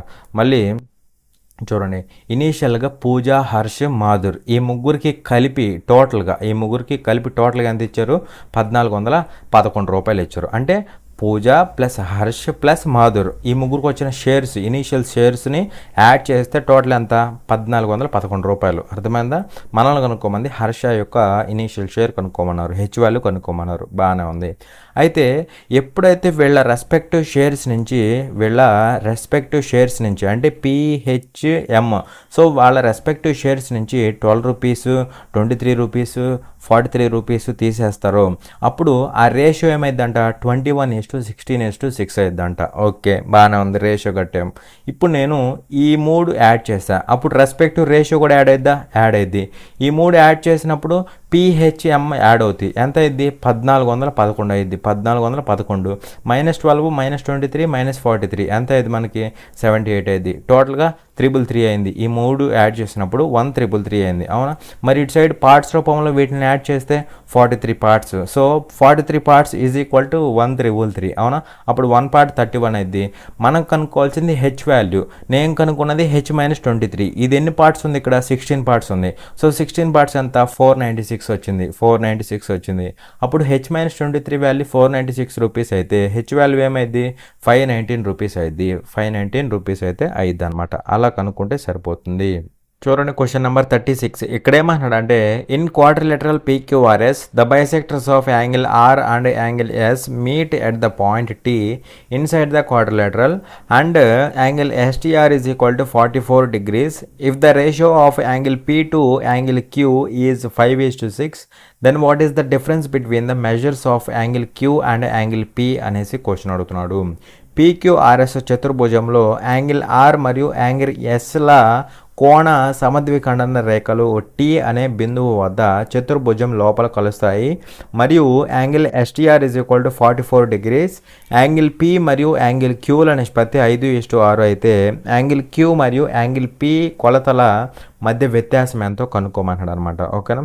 సో అది మరి ఇక్కడ ఒక క్వాడ్రిలేటరల్ ఉందన్నమాట. ఓకేనా. సో క్వాడ్రిలేటరల్ అంటే లైక్ నేను ఇలా తీసుకుంటున్నా.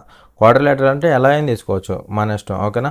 సో 4 సైడెడ్ ఫిగర్, ఇది 4 సైడెడ్ క్లోజ్డ్ ఫిగర్ అనమాట. ఇది క్వాడ్రిలేటరల్ అవుతుంది, అవునా. అయితే దీని నేమింగ్ ఏమి ఇచ్చాడు మనకి, PQRS ఇచ్చాడా. సో ఇది P, ఇది Q, ఇది R, ఇది S అనమాట. ఎలా పడితే అలా తీసుకోకూడదు, కంటిన్యూటీ. P తర్వాత Q తర్వాత R తర్వాత S, మళ్ళీ S తర్వాత P, అలా కంటిన్యూటీ ఉండాలన్నమాట. అర్థమైందా. అది అయితే ఇక్కడ ఏమంటాడు అంటే చూడండి జాగ్రత్తగా, the bisectors of angle R and angle S meet at point T inside the quadrilateral అన్నాడు. bisectors of angle R and angle S. So S angle అంటే ఏది, ఇదిగోండి S యాంగిల్ ఇది, R యాంగిల్ ఇది, అవునా. వీటి యొక్క బైసెక్టర్స్, S యొక్క యాంగిల్ బైసెక్టర్ అంటే ఇదిగోండి ఇలా ఉంటుందా, ఇదిగోండి ఈ యాంగిల్ని S యాంగిల్ని 2 ఈక్వల్ పార్ట్స్ చేసిద్ది. ఇది ఎంతో ఇది అంతే ఉంటుంది. అలా S యొక్క బైసెక్టర్ ఇది, అవునా. అలాగే ఇక్కడ R యొక్క బైసెక్టర్ అంటే ఇదిగోండి ఆర్ని ఇలా బైసెక్ట్ చేస్తుంది, ఈక్వల్ పార్ట్స్గా చేస్తుంది. అలా ఈ 2 బైసెక్టర్స్ ఈ క్వాడ్రిలేటరల్ లోపల ఎక్కడ మీట్ అయినాయి, మీట్ ఎట్ పాయింట్ T అంటున్నాడు. సో ఈ T అనే పాయింట్ దగ్గర మీట్ అయినాయి అనమాట. అర్థమైందా. ఈ T అనే పాయింట్ దగ్గర మీట్ అయినాయి ఇన్సైడ్ ది క్వాడ్రిలేటరల్ కదా అది. అలాగే ఇక్కడ ఏమంటున్నాడు, angle STR is equal to 44 degrees. ఈ STR, సో STR ఈ యాంగిల్ ఎంత అంటే 44 degrees అనమాట. అర్థమైందా, degrees. If the ratio of angle P to angle Q is 5:6 అంటున్నాడు. యాంగిల్ Pకి యాంగిల్ Qకి రేషియో ఇచ్చాడు ఎంత అంటే 5:6. సో నేనేమనుకుంటానంటే యాంగిల్ పి అనేది 5 పార్ట్స్, యాంగిల్ క్యూ అనేది 6 పార్ట్స్ కదా. సో నేను 5x 6x అనుకుంటున్నా. యాంగిల్ పి అనేది 5x అనుకుంటున్నా, యాంగిల్ క్యూ అనేది 6x అనుకుంటున్నా. అనుకోవచ్చు లేదా? రేషియో ఎంత అయింది? 5:6 కదా. అది మనల్ని ఏమడుగుతున్నాడు, యాంగిల్ క్యూకి యాంగిల్ పీకి డిఫరెన్స్ కనుక్కోమంటున్నాడు. యాంగిల్ క్యూకి యాంగిల్ పీకి డిఫరెన్స్ అనమాట. ఈ రెండింటికి డిఫరెన్స్ కనుక్కోమంటున్నాడు. అర్థమైందా? అది మరి ఇక్కడ క్వాడ్రిలేటరల్లో ఇలా 2 యాంగిల్స్ యొక్క యాంగిల్ బైసెక్టర్స్ మీట్ అయినప్పుడు మనకి ఇలా ఉందనుకోండి. కండిషన్ ఏమవుతుందంటే ఈ రెండింటి యొక్క టోటల్ ఈజ్ ఈక్వల్ టు ఈ 44 యొక్క డబల్ అనమాట. 44 యొక్క డబల్ అంటే ఇక్కడ కండిషన్ ఏమవుతుందంటే 5x plus 6x is equal to ఏమవుతుందంటే 2 టైమ్స్ ఆఫ్ 44 డిగ్రీస్ అవుతుంది. 2 టైమ్స్ ఆఫ్ 44 డిగ్రీస్ అవుతుంది అనమాట. ఇది ఇక్కడున్న కండిషన్ అనమాట. ఓకేనా? ఇది ఎలా వచ్చిందో తెలుసుకోవాలంటే చూడండి, చిన్న నోట్ లాగా చెప్తాను, చూడండి జాగ్రత్తగా. ఇప్పుడు ఈ టోటల్ యాంగిల్ ఎస్ అనే యాంగిల్ నేనేమనుకుంటున్నానంటే టోటల్ యాంగిల్ ఎస్ అనేది నేనేమనుకుంటున్నానంటే 2a అనుకుంటున్నా. ఇది మొత్తం 2a. మరి 2 ఈక్వల్ పార్ట్స్ అయింది కదా, అంటే ఇది ఏ ఇది, ఇది ఏ ఇది, అవునా? అలాగే ఆర్ని నేను కంప్లీట్గా టూ బి అనుకుంటున్నా. మరి ఇది 2 సగాలైంది కదా. సో లోపలిది బి అయింది, ఇటువైపుది బి అయింది, 2 సగాలైంది కదా, అది అవునా? సో ఇప్పుడు చూడండి జాగ్రత్తగా, ఇది ఒక ట్రయాంగిల్ అయిందా, ఇది ఒక ట్రయాంగిల్ అయిందనమాట, అవునా? సో యాంగిల్ ఏ ఉంది, యాంగిల్ బి ఉంది, యాంగిల్ 44 డిగ్రీస్ ఉంది, అవునా? సో 3 కలిపితే ఎంత అవ్వాలి? 180 అవ్వాలి, అవునా? అంటే A plus B plus 44 degrees is equal to ఎంత అవ్వాలి? 180 డిగ్రీస్ అవ్వాలన్నమాట, అవునా? అప్పుడు ఏ ప్లస్ బి ఎంత అవుతుంది? ఏ ప్లస్ బి ఎంత అవుతుంది అంటే 180 మైనస్ 44 అయిద్దా? 180 మైనస్ 44 డిగ్రీస్ అయింది, అవునా?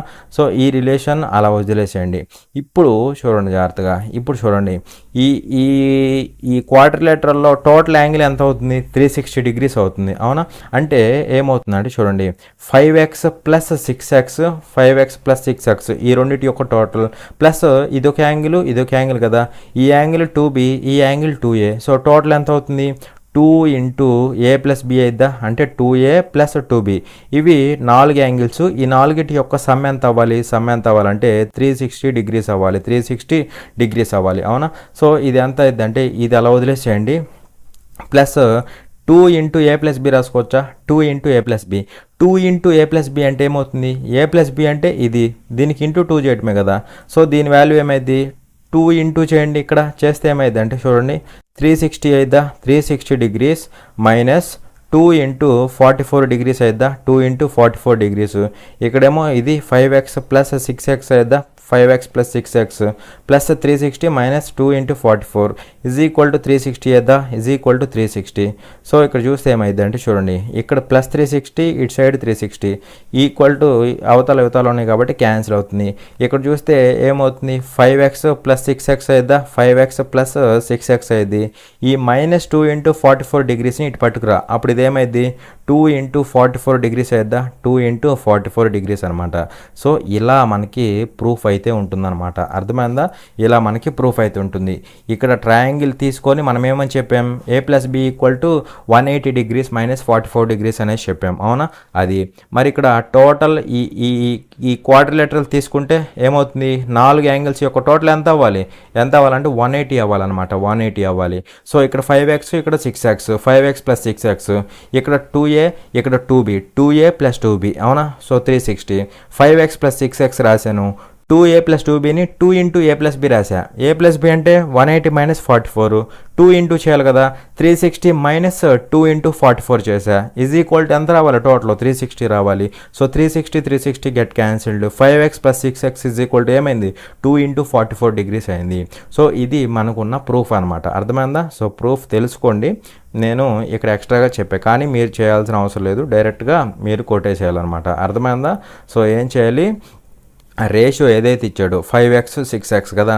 సో ఆ రెండింటి యొక్క టోటల్ దేనికి ఈక్వల్ అయింది, ఇక్కడ ఏదైతే పాయింట్ దగ్గర మీట్ అయినప్పుడు యాంగిల్ ఫామ్ అయిందో దానికి డబల్ అయింది అనమాట. ఓకేనా. So 5x + 6x is equal to double of 44 degrees అనమాట. సో ఇక్కడ ఏమైంది 11x ఈజ్ ఈక్వల్ టు ఏమవుతుంది, ఇక్కడ మనకి 88 డిగ్రీస్ అయిద్దా, 88 degrees. So x equal to ఎంత అవుతుంది, 88 డిగ్రీస్ అవుతుంది. మనల్ని ఏం అడిగాడు, యాంగిల్ పీకి యాంగిల్ క్యూకి difference. So difference between angle Q and angle P. Angle Q అంటే 6x, యాంగిల్ పి అంటే 5x. సో డిఫరెన్స్ అంటే ఎంత అవుతుంది, x అవుతుంది. ఆ డిఫరెన్సే మనకి డైరెక్ట్గా వచ్చేసింది x వాల్యూ. సో డిఫరెన్స్ ఎంత అంటే ఇక్కడ 8 కదా, నేను 88 రాశాను. సో ఇది 8 డిగ్రీస్ అనమాట. డిఫరెన్స్ ఎంత 8 డిగ్రీస్. అర్థమైందా. చూడండి క్వశ్చన్ నెంబర్ 37. ఇక్కడ ఏమన్నాడు అంటే the product of 2 numbers is 96 and their sum is 20. Find the value of the square of their difference అనేసి క్వశ్చన్ అడుగుతున్నాడు. 2 సంఖ్యల లబ్ధం 96 మరియు వాటి మొత్తం 20, వాటి భేదం యొక్క వర్గం విలువను కనుగొనండి అనేసి క్వశ్చన్ అడుగుతున్నాడు. ఓకేనా. సో 2 numbers యొక్క ప్రొడక్ట్, 2 numbers ఏబి అనుకుందాం. మరి వాటి యొక్క ప్రొడక్ట్ అంటే ఏమవుతుంది, 2 numbers ఏ బి అనుకుందాం. వాటి యొక్క ప్రొడక్ట్ అంటే ఏ ఇంటూ బి, ఏబి అవుతుందా, ఏబి ఎంత 96 అనమాట. అవునా. అలాగే వాటి యొక్క సమ్ ఏ ప్లస్ బి ఎంత 20 అనమాట. అవునా. మనల్ని ఏం కనుక్కోమంటున్నాడు, find the value of the square of their difference. So A B యొక్క డిఫరెన్స్ ఉండేది కదా, దాని యొక్క స్క్వేర్ అనమాట. ఈ వాల్యూ ఎంతో కనుక్కోమంటున్నాడు. అవునా.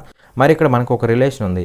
ఏ మైనస్ బి హోల్ స్క్వేర్ని ఎలా రాసుకోవచ్చు అంటే A plus B whole square -4ab రాసుకోవచ్చు.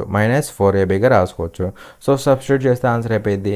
ఏ ప్లస్ బి హోల్ స్క్వేర్ అంటే 20 హోల్ స్క్వేర్ అంటే ఎంత అవుతుంది, 400 అవుతుంది. -4 ఇంటూ ఏబి అంటే ఎంత అవుతుంది, 4 × 96 అవుతుంది. నేను ఇక్కడ తెలివిగా రాస్తున్నా, ఎందుకంటే చూడండి 4 × 100 అంటే ఇక్కడ 400 అంటే 4 × 100 రాయొచ్చా, 4 × 100 రాయొచ్చు. సో ఇక్కడ 4 × 100, ఇక్కడ 4 × 96, రెండిట్లో 4 కామన్ వచ్చింది. అప్పుడు ఇక్కడ 100 ఉండిద్దా, 100 ఉండిద్ది. మైనస్ ఇక్కడ 96 ఉండిద్దా, 96 ఉండిద్ది. అవునా కదా. సో ఇక్కడ వాల్యూ ఎంత అవుతుంది అంటే చూడండి 4 × 4 అయిద్దా, 4 × 4 అయింది. దట్ ఈజ్ ఈక్వల్ టు ఏమవ్వాలి, 16 అవ్వాలి. 16 అవ్వాలన్నమాట. మళ్ళీ ఇక్కడ 4 × 96 అంటే పెద్ద వాల్యూ వచ్చింది, అదంతా వద్దు. దీన్ని 4 × 100 రాసుకోండి. రెండిట్లో 4 కామన్ ఉంది, 4 కామన్ తీసేసా. అప్పుడు ఇక్కడ 100 మిగిలిద్ది, ఇక్కడ 96 మిగిలిద్ది, మధ్యలో మైనస్ ఉండిద్ది. సో 4 × 100 - 96, 4 × 4 ఎంత అయింది, 16 అయింది అనమాట. ఓకేనా. చూడండి క్వశ్చన్ నెంబర్ 38. ఇక్కడ ఏమంటున్నాడంటే the market price of a washing machine is 62,000 rupees. A shop keeper allows a discount of 73% and gets a profit of 20%. What is the cost price of the washing machine అనేసి question అడుగుతున్నాడు. ఓకేనా. ఒక washing machine ముద్రిత ధర 62,000 రూపాయలు. ఒక దుకాణదారుడు 73% తగ్గింపును ఇచ్చి 20% లాభాన్ని పొందుతాడు. ఆ వాషింగ్ మెషిన్ కొనుగోలు ధర ఎంత అనేసి క్వశ్చన్ అడుగుతున్నాడు. ఓకేనా. సో ఇక్కడ ఏమంటున్నాడు, market price of a washing machine is 62,000 rupees అంటున్నాడు. సో మార్కెట్ ప్రైస్ ఇచ్చాడు. అదేవిధంగా ఇక్కడ ఏమంటున్నాడు, allows a discount of 73%, discount percentage ఇచ్చాడు. And gets a profit of 20%. So profit percentage కూడా ఇచ్చాడు. మనల్ని కాస్ట్ ప్రైస్ కనుక్కోమంటున్నాడు. వాట్ ఈజ్ కాస్ట్ ప్రైస్ అంటున్నాడు కదా, సో కనుక్కోమంటున్నాడు అనమాట. మరి market price, cost price, discount percentage, profit percentage. So relation ఏమవుతుంది మీకు ఆల్రెడీ చెప్పా, డిస్కౌంట్స్ వాటిల్లో ప్రాఫిట్ అండ్ లాస్లో. ఓకేనా. సో రిలేషన్ ఏమవుతుందంటే cost price by market price is equal to 100 minus discount percentage by 100 plus profit percentage అనమాట. ఒకవేళ loss ఇస్తే మైనస్ లాస్ పర్సంటేజ్ రాస్తాం. ప్రాఫిట్ కాబట్టి ప్లస్ ప్రాఫిట్ పర్సంటేజ్ అనమాట. ఓకేనా. సో ప్రాఫిట్ అయితే 100కి యాడ్ చేస్తాం, లాస్ అయితే 100లోంచి సబ్ట్రాక్ట్ చేస్తాం. అర్థమైందా, అది ప్రాఫిట్ కదా, 100కి యాడ్ చేయాలన్నమాట. సో ఇక్కడ నుంచి డైరెక్ట్గా మనకి కాస్ట్ ప్రైస్ వస్తుంది. సో కాస్ట్ ప్రైస్ తెలీదు. బై మార్కెట్ ప్రైస్ ఎంత, 62,000 రూపీసా, 62,000 rupees is equal to 100 minus discount percentage. Discount ఎంత, 73%. సో డిస్కౌంట్ పర్సంటేజ్ అంటే 73 తీసుకోవాలి. 100 - 73 అంటే ఎంత అవుతుంది మనకి, 27 అవుతుందా, 27 divided by 100 plus profit percentage. Profit percentage ఎంత, 20%. సో 20 తీసుకోవాలన్నమాట. 100 + 20 120 అవుతుందా, 120. అవునా. మరి ఇక్కడ చూస్తే ఏమవుతుందంటే చూడండి 0 0 గెట్ క్యాన్సిల్డ్. అవునా. అలాగే ఇక్కడ 3 ఇక్కడ 9 సార్లు, 3 ఇక్కడ 4 సార్లు పోయిద్ది. అవునా కదా. అదేవిధంగా 4 ఇక్కడ ఎన్నిసార్లు పోయిద్ది, 4 ఇక్కడ ఎన్నిసార్లు పోయిద్ది అంటే చూడండి, 4 4 ఒకసారి, ఇంకెంత మిగిలిద్ది 22, 4 5ల 20, 4 5ల 20, పక్కనే 0 కదా, 1550 సార్లు పోయిద్ది. 9 ఇంటూ 1550 అనమాట. So cost price equal to ఏమైంది 9 into 1550, 9 zeros 0, 9 5s 45, 4 carry, 9 5s 45, 4 49, 4 carry, 9 1s 9, 4 13. So 13,950 rupees అనమాట, 13,950 రూపీస్ అనమాట. కానీ నిజానికి ఇది కూడా చేయాల్సిన అవసరం లేదు. సో 9 ఇంటూ 1550 చేస్తే ఏమొచ్చింది, లాస్ట్లో 0 వచ్చింది. లాస్ట్లో 0 ఉన్న ఒకే ఒక ఆప్షన్ ఏంటి, ఆప్షన్ బి అనమాట. అలా సింపుల్గా తేల్చేసేయాలి. ఓకేనా. చూడండి క్వశ్చన్ నెంబర్ 39. ఇక్కడేమన్నాడు అంటే the curved surface area and the height of a right circular cylinder are 924 square centimetres and 14 centimetres respectively, find its diameter in centimetres అనేసి క్వశ్చన్ అడుగుతున్నాడు. ఒక లంబ వృత్తాకార స్తూపం యొక్క వక్రతల వైశాల్యం మరియు ఎత్తు వరుసగా 924 చదరపు సెంటీమీటర్లు మరియు 14 సెంటీమీటర్లు, దాని వ్యాసాన్ని సెంటీమీటర్లలో కనుగొనండి అనేసి క్వశ్చన్ అడుగుతున్నాడు. ఓకేనా. సో ఇక్కడ ఏమన్నాడు, curved surface area and height of a right circular cylinder are 924 square centimetres and 14 centimetres respectively అన్నాడు. సో ఈ సిలిండర్ యొక్క కర్వ్డ్ సర్ఫేస్ ఏరియా ఎంత అంట, 924 స్క్వేర్ సెంటీమీటర్స్ అవునా.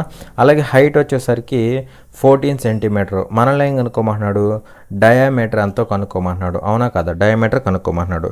మరి ఇక్కడ మనకేం తెలుసు, curved surface area of the cylinder ఏమవుతుందో చెప్పండి, ఏమవుతుంది, 2πRH అవుతుంది. కర్వ్డ్ సర్ఫేస్ ఏరియా ఏమవుతుంది సిలిండర్ది, 2πRH అంటే 2 into 22/7 into R radius into H అనమాట, హెచ్. సో హెచ్ ఎంత మనకి 14, సో 14 అనమాట. ఈజ్ ఈక్వల్ టు ఎంత మనకి, ఈజ్ ఈక్వల్ టు ఎంత అంటే 924 స్క్వేర్ సెంటీమీటర్స్ అవునా. మనల్ని ఏం కనుక్కోమన్నాడు, డయామీటర్ కనుక్కోమన్నాడు. మరి డయామీటర్ అంటే ఎంత అవుతుంది మనకు తెలుసు కదా, 2 టైమ్స్ ఆఫ్ రేడియసా, 2 టైమ్స్ ఆఫ్ రేడియస్. సో ఈ 2r వాల్యూ కనుక్కుంటే సరిపోతుంది.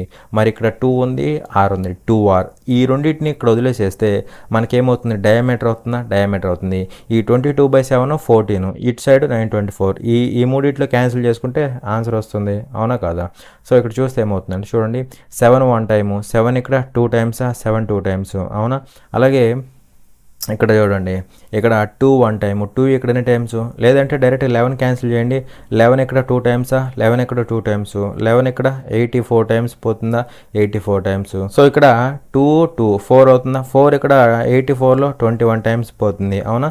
సో 2r అంటే డయామీటర్ ఈజ్ ఈక్వల్ టు ఇటు ఎంత ఉంది మనకి, 21 ఉంది. సో డయామీటర్ ఈక్వల్ టు 21 అనమాట. అర్థమైందా. చూడండి క్వశ్చన్ నెంబర్ 40. ఇక్కడ ఏమంటాడు అంటే చూడండి, the monthly incomes of 2 friends David and Ashish are in the ratio 5:9 respectively and each of them saves 39,000 rupees every month. If the ratio of their monthly expenditure is 2:4, find the monthly incomes of David అనేసి question అడుగుతున్నాడు. ఓకేనా. David మరియు ఆశీష్ అనే ఇద్దరు స్నేహితుల నెలవారీ ఆదాయాల నిష్పత్తి వరుసగా 5:9 మరియు వారిలో ప్రతి ఒక్కరూ నెలకు 39,000 రూపాయలు పొదుపు చేస్తారు. వారి నెలవారీ ఖర్చుల నిష్పత్తి 2:4 అయితే డేవిడ్ నెలవారీ ఆదాయాన్ని రూపాయల్లో కనుగొనండి అనేసి క్వశ్చన్ అడుగుతున్నాడు. ఓకేనా. సో ఇక్కడ ఇద్దరు ఫ్రెండ్స్ ఉన్నారు, ఎవరు, డేవిడ్ ఆశీష్. వాళ్ళ యొక్క ఇన్కమ్స్ రేషియో ఎలా ఉందంటే చూడండి జాగ్రత్తగా. ఇన్కమ్స్ రేషియో ఎలా ఉంది, 5:9 ఉందన్నమాట, 5:9 ఉంది. అర్థమైందా. అది అయితే ఇక్కడ నేను రేషియోస్లో చేస్తాను చూడండి, ఎందుకంటే వాళ్ళ యొక్క సేవింగ్స్ సేమ్గా ఉంది, అవునా. సో సేవింగ్స్ ఎలా ఉందంటే చూడండి, సేవింగ్స్ ఎంత, ఇద్దరిది 39,000 ఓకేనా, 39,000, వీడిది కూడా 39,000 అనమాట, అవునా కదా. సో ఇప్పుడు నేను ఇన్కమ్ ఈజ్ ఈక్వల్ టు మనకేం తెలుసు, income is equal to expenditure plus savings అని తెలుసా. ఇప్పుడు ఇన్కమ్లోంచి సేవింగ్స్ తీసేస్తా, నాకు ఎక్స్పెండిచర్ వచ్చిందా, ఇది ఇన్కమ్లోంచి సేవింగ్ తీసేస్తే నాకు ఎక్స్పెండిచర్ వచ్చిద్దా, ఎక్స్పెండిచర్ వచ్చింది. అలాగే ఇది ఇన్కమ్లోంచి ఈ సేవింగ్ తీసేస్తే ఎక్స్పెండిచర్ వచ్చిద్దా, ఎక్స్పెండిచర్ వచ్చింది. ఆ ఎక్స్పెండిచర్ రేషియో ఎంత ఇచ్చాడు, ఎక్స్పెండిచర్ ఈజ్ 2:4 అని ఇచ్చాడా. సో ఎక్స్పెండిచర్స్ రేషియో ఎంత ఇచ్చాడు, 2:4 ఇచ్చాడు. అంటే సింపుల్గా 1:2 ఇచ్చినట్టు అనమాట లెక్క. 1:2 ఇచ్చినట్టు, లేదంటే 2:4 మీ ఇష్టం, వదిలేసుకోవచ్చు. 2:4 అలా వదిలేసేయండి. అర్థమైందా. ఇవేమో ఇన్కమ్స్లోంచి నేను సేవింగ్స్ తీసేస్తున్నా, ఎక్స్పెండిచర్స్ రేషియో వచ్చింది. అర్థమైందా. అది మరి ఇక్కడ చూడండి, ఇక్కడ నుంచి సేమ్ వాల్యూ సబ్ట్రాక్ట్ అవుతుంది. చూడండి 39,000 సేమ్ వాల్యూ సబ్ట్రాక్ట్ అయినా ఇంక్రీజ్ అయినా మనం ఏం చేయొచ్చు, మనం డిఫరెన్షియల్ మెథడ్ చెప్పే కదా, డిఫరెన్షియల్ తీసుకొని చేస్తామని చెప్పే కదా. సో అలా చేయొచ్చు అనమాట. సేమ్ ఇక్కడ సబ్ట్రాక్ట్ అవుతుంది కాబట్టి నేను ఇలా రేషియో తీసుకొని డిఫరెన్స్ మెథడ్లోకి వచ్చా. మీరు నార్మల్గా అయితే ఏం చేయాలి, ఇది 5x, ఇది 9x. 5xలోంచి 39,000 తీసేయాలి, 9xలోంచి 39,000 తీసేయాలి. తీసేసి రేషియో కడితే 2:4 రావాలి. అలా చేస్తారు. ఓకేనా. అది ఆల్రెడీ మీకు చెప్పాను, రేషియో అండ్ ప్రపోర్షన్ అనే కాన్సెప్ట్లో. అలాగే గ్రూప్ డి పేపర్స్ చెప్పే కదా, అక్కడ చెప్పాను, ఒకసారి వెళ్ళి చూడండి ప్రీవియస్గా. ఓకేనా. అది మరి ఇక్కడ చూస్తే ఏమవుతుందని చూడండి, సేమ్ వాల్యూ సబ్ట్రాక్ట్ అవుతుందా, సేమ్ వాల్యూ ఇక్కడ సబ్ట్రాక్ట్ అవుతుంది. కాబట్టి డిఫరెన్స్ తీసుకోండి. డిఫరెన్స్లు అంతా ఇక్కడ డిఫరెన్స్ ఎంత, డిఫరెన్స్ 4, డిఫరెన్స్ ఎంత, డిఫరెన్స్ 2. డిఫరెన్స్ సేమ్ చేయాలి కదా. 4 ఉంది, 2 ఉంది. ఇక్కడ ఇంటూ 2 చేస్తే సరిపోద్దా, ఇంటూ 2 చేస్తా సరిపోద్దా, సరిపోదా. సో ఇక్కడ ఏం చేయలేదు కాబట్టి 5:9 అలానే ఉంటుంది, 5:9 అలానే ఉంటుంది. ఇక్కడ ఇంటూ 2 చేసాం కదా, రేషియో ఏమైంది, 4:8 అయిద్దా. ఇంటూ 2 చేసినప్పుడు 2 2 4 2 4 8 సరిపోయిందా. సో 5 ఉండాల్సింది, ఇది డేవిడ్ ఆశిష్కి సంబంధించి 5 ఉండాల్సింది 4 అయింది. ఏమైనట్టు, మైనస్ 1 పార్ట్ తగ్గినట్టు. 5 పార్ట్స్ ఉండాల్సింది 4 పార్ట్స్ అయింది, 1 పార్ట్ తగ్గింది. అలాగే 9 పార్ట్స్ ఉండాల్సింది 8 పార్ట్స్ అయింది, అంటే 1 పార్ట్ తగ్గింది, 1 పార్ట్ తగ్గింది. కానీ ఇక్కడ మనీ రూపంలో ఎంత తగ్గింది, 39,000 అంటే 39K తగ్గింది. అవును కదా, 39,000. ఇక్కడ కూడా 39K తగ్గినట్టు అనమాట. అప్పుడు ఇక్కడ నుంచి ఏమనుకోవచ్చు, 1 part will be 39,000, 1 part will be 39,000 అనమాట. మనల్ని ఎవరిని కనుక్కోమంది, మంత్లీ ఇన్కమ్ ఆఫ్ డేవిడ్ యొక్క ఇన్కమ్ కనుక్కోమన్నాడు. ఇదే కదా ఇన్కమ్. డేవిడ్ యొక్క ఇన్కమ్ ఎంత, 5 పార్ట్స్. సో ఈ 5 పార్ట్స్ వాల్యూ కనుక్కుంటే సరిపోతుంది. సో 5 ఇక్కడ 000 వచ్చేసిద్దా, 000. 5 9s 45, 4 క్యారీ, 5 3s 15, 4 ఎంత అవుతుంది, 19 అవుతుందా. సో 1,95,000. ఓకేనా. అలా సింపుల్గా 1,95,000 అనేది ఆన్సర్ అవుతుంది. అర్థమైందా. చూడండి క్వశ్చన్ నెంబర్ 41. ఇక్కడ ఏమన్నాడంటే, ఏ ladder 10 meters long leans against a wall making an angle of 60 degrees with the ground. Find the height in meters of the wall the ladder reaches అనేసి క్వశ్చన్ అడుగుతున్నాడు. 10 మీటర్ల పొడవు ఉన్న నిచ్చెన ఒకటి నేలతో 60 డిగ్రీల కోణం చేస్తూ గోడకు ఆనించి ఉంచబడింది. ఆ నిచ్చెన గోడపై ఎంత ఎత్తు వరకు చేరుతుందో కనుగొనండి అనేసి క్వశ్చన్ అడుగుతున్నాడు. ఓకేనా. సో సింపుల్ క్వశ్చనే, చూడండి జాగ్రత్తగా. ఇక్కడ ఒక నిచ్చెన ఉందన్నమాట, అయితే దాన్ని గోడ కానిచ్చారు, అంటే లైక్ ఇలా అనమాట. ఓకేనా. చూడండి జాగ్రత్తగా. ఇది గోడ అనుకుందాం కాసేపు. ఇది గోడ అనమాట. ఈ గోడకి ఒక నిచ్చెన వేశారు, ఒక నిచ్చెన ఇలా వేశారు అనుకుందాం. చూడండి జాగ్రత్తగా. ఇది నిచ్చెన అనమాట. సో ఇలా సమ్ యాంగిల్తో అయితే వేసారనమాట. అవునా. సో ఇది వచ్చేసరికి గ్రౌండ్, ఇది గ్రౌండ్ మనకు తెలుసు కదా, ఇది గ్రౌండ్ అనమాట.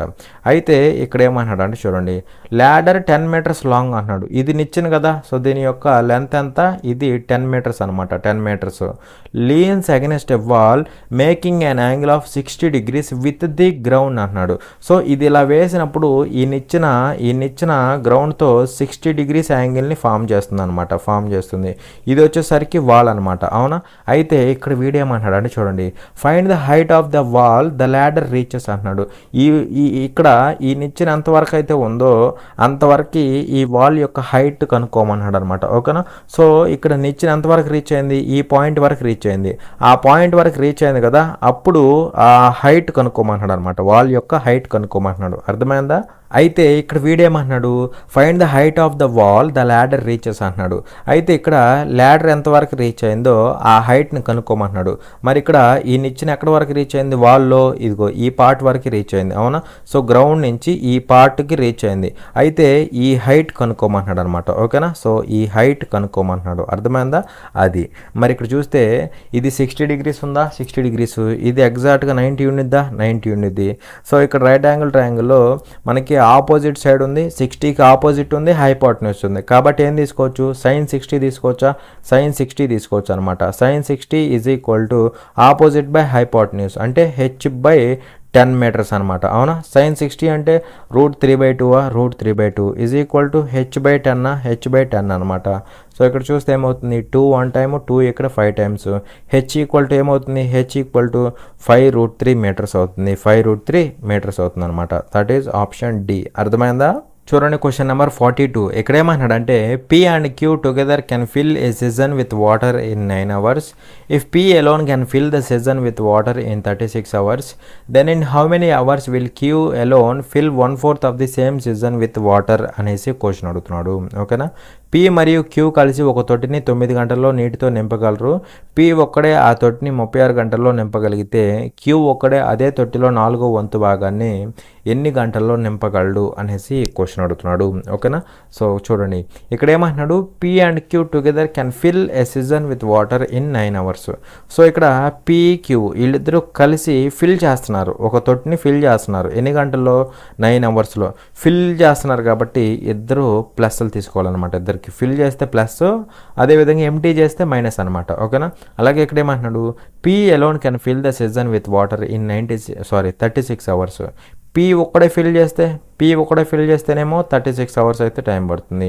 అయితే ఇక్కడ క్వశ్చన్లో ఏమంటున్నాడు అంటే Q ఒక్కడే టోటల్ ట్యాంక్లో 1/4ని ఎంత టైంలో ఫిల్ చేస్తాడు అనేసి క్వశ్చన్ అడుగుతున్నాడు. ఓకేనా, సో ఇప్పుడు total capacity of the tank లేదా సీజన్, ఓకేనా, తొట్టి యొక్క టోటల్ కెపాసిటీ కనుక్కుందాం. ఏమవుతుంది, ఈ రెండింటి యొక్క ఎల్సిఎం అవుతుంది. అవునా కాదా? మరి ఈ రెండింటి యొక్క ఎల్సిఎం అంటే ఎంత అవుతుంది, 9కి 36 అవుతుంది ఎల్సిఎం. ఇప్పుడు ఎఫిషియన్సీలు ఏమవుతాయో చెప్పండి. ఎఫిషియన్సీలు 36/9 4 అవుతుందా, 36/36 1 అవుతుందా, 1. P యొక్క ఎఫిషియన్సీ 1, PQది కలిస్తే 4, P యొక్క ఎఫిషియన్సీ 1, PQది కలిస్తే 4, అప్పుడు Qది 3 అవుతుందా, Q ఎఫిషియన్సీ 3 అవుతుంది. అయితే ఇది టోటల్ అనమాట, టోటల్ కెపాసిటీ. ఓకేనా, సో ఈ టోటల్ కెపాసిటీలో ఏమంటున్నాడు అంటే వీడు చూడండి, ఈ తొట్టిలో 1/4 అంటే 36 లీటర్స్ అనుకోండి, 36 లీటర్స్లో 1/4. ఓకేనా, సో ఇంత ట్యాంక్ని ఫిల్ చేయాలంటే 36 అంటే టోటల్లో 1/4ని ఫిల్ చేయాలంటే Qకి పట్టే టైం ఎంత అన్నాడు. టైం కాబట్టి ఏం చేయాలి, చేయాల్సిన వర్క్ బై ఎఫిషియన్సీ రాస్తే సరిపోతుంది. అర్థమైందా? సో చేయాల్సిన వర్క్ ఎంత, ఈ టోటల్ ట్యాంక్లో 1/4ని ఫిల్ చేయాలి. ఇది టోటల్ చేయాల్సిన వర్క్. ఆ వర్క్ బై ఎఫిషియన్సీ ఎవరు చేయాలి, Q చేయాలి కదా, వాడి యొక్క ఎఫిషియన్సీ బైలో రాస్తే ఆన్సర్ అయిపోయింది. అయితే ఇక్కడ చూస్తే 4 1 టైము, 4 ఇక్కడ 9 టైమ్స్, 3 1 టైము, 3 ఇక్కడ 3 టైమ్స్. సో 3 అవర్స్లో అయితే ఫిల్ చేస్తాడు. అర్థమైందా? అది చూడండి క్వశ్చన్ నెంబర్ 43. ఇక్కడ ఏమంటున్నాడంటే due to water crisis 40% of the initial population left the village and 10% of the remaining left the town for pursuing jobs. If presently 1080 people inhabit the village, what is the ratio of the initial population to the present population అనేసి question అడుగుతున్నాడు. నీటి ఎద్దడి కారణంగా ప్రారంభ జనాభాలో 40% మంది గ్రామాన్ని విడిచిపెట్టారు మరియు మిగిలిన వారిలో 10% మంది ఉద్యోగాల కోసం పట్టణానికి వెళ్ళిపోయారు. ప్రస్తుతం ఆ గ్రామంలో 1080 మంది నివసిస్తుంటే ప్రారంభ జనాభాకు మరియు ప్రస్తుత జనాభాకు మధ్య గల నిష్పత్తి ఎంత అనేసి క్వశ్చన్ అడుగుతున్నాడు. ఓకేనా, సో ఇక్కడ ఇనీషియల్గా దీన్ని 2 వేస్లో చెప్తాను చూడండి. ఇనీషియల్గా ఎంతమంది ఉన్నారో మనకు తెలియదు, వాళ్ళని ఎక్స్ అనుకుందాం అవునా.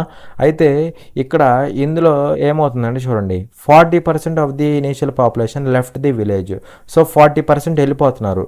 సో ఎప్పుడైనా గుర్తుపెట్టుకోండి, ఉండేది కంప్లీట్గా 100%, అందులో 40% వెళ్ళిపోయారు ఊరు వదిలేసి. మరి 40% వెళ్ళిపోతే మిగిలిన వాళ్ళు ఎంతమంది, 60% అంటే 60/100 అంటే 3/5 అనమాట. 3/5 పర్సంటేజెస్ అనే కాన్సెప్ట్లో డీటెయిల్గా చెప్పాను, ఒకసారి వెళ్ళి చెక్ చేయండి. ఓకేనా, సో 3/5 అనమాట 60% అంటే. వీళ్ళు వెళ్ళిపోయారు, ప్రజెంట్ ఉన్నవాళ్ళు వీళ్ళు. అయితే ఇక్కడ ఏమంటున్నాడు, 10% of the remaining left the town. మళ్ళీ ఇందులో 10% వెళ్ళిపోయారు అనమాట. సో 10% వెళ్ళిపోయారంటే ఇప్పుడు ఎంతమంది ఉంటారు, 90% ఉంటారు. అవునా, మళ్ళీ చాలామంది 40% ఇక్కడ వెళ్ళిపోయారు, ఇప్పుడు ఇప్పుడు 10% వెళ్ళిపోయారు కాబట్టి టోటల్ 50 వెళ్ళిపోతారు, ఇప్పుడు 50 ఉంటారు అనుకోకూడదు. ఎప్పుడైనా గుర్తుపెట్టుకోండి, సపరేట్ అనమాట. ఇక్కడ 40% వెళ్ళిపోయారంటే రిమైనింగ్ 60 ఉంటారు, రిమైనింగ్ 60% ఉంటారు. ఇక్కడ 10% వెళ్ళిపోయారంటే రిమైనింగ్ 90% ఉంటారు. మిగిలిన వాళ్ళు ఎంతమంది? 90% అనమాట. సో 10% వెళ్ళిపోయారు. సో ఇప్పుడు మిగిలిన వాళ్ళు ఎంతమంది? ప్రజెంట్ 90% అంటే 9/10 అనమాట. అలా ఫైనల్గా ఉంది వీళ్ళు అనమాట. ఓకేనా? అయితే ఇక్కడ ఏమంటున్నాడు, if presently 1080 people inhabit the village. So present ఉంది వీళ్ళే కదా, వీళ్ళ యొక్క నెంబర్ ఇచ్చాడు. ఎంతమంది అంటే 1080 అంటున్నాడు అనమాట. ఓకేనా? ఇక్కడ ఇనీషియల్గా 40% వెళ్ళిపోయారు, తర్వాత ఇంకొక 10% వెళ్ళిపోయారు. అలా అందరూ వెళ్ళిపోయిన తర్వాత ఉన్నది వీళ్ళు. వాళ్ళు ఎంతమంది అన్నాడు? 1080 అన్నాడు. అవునా? మనల్ని ఏం కనుక్కోమంటున్నాడు?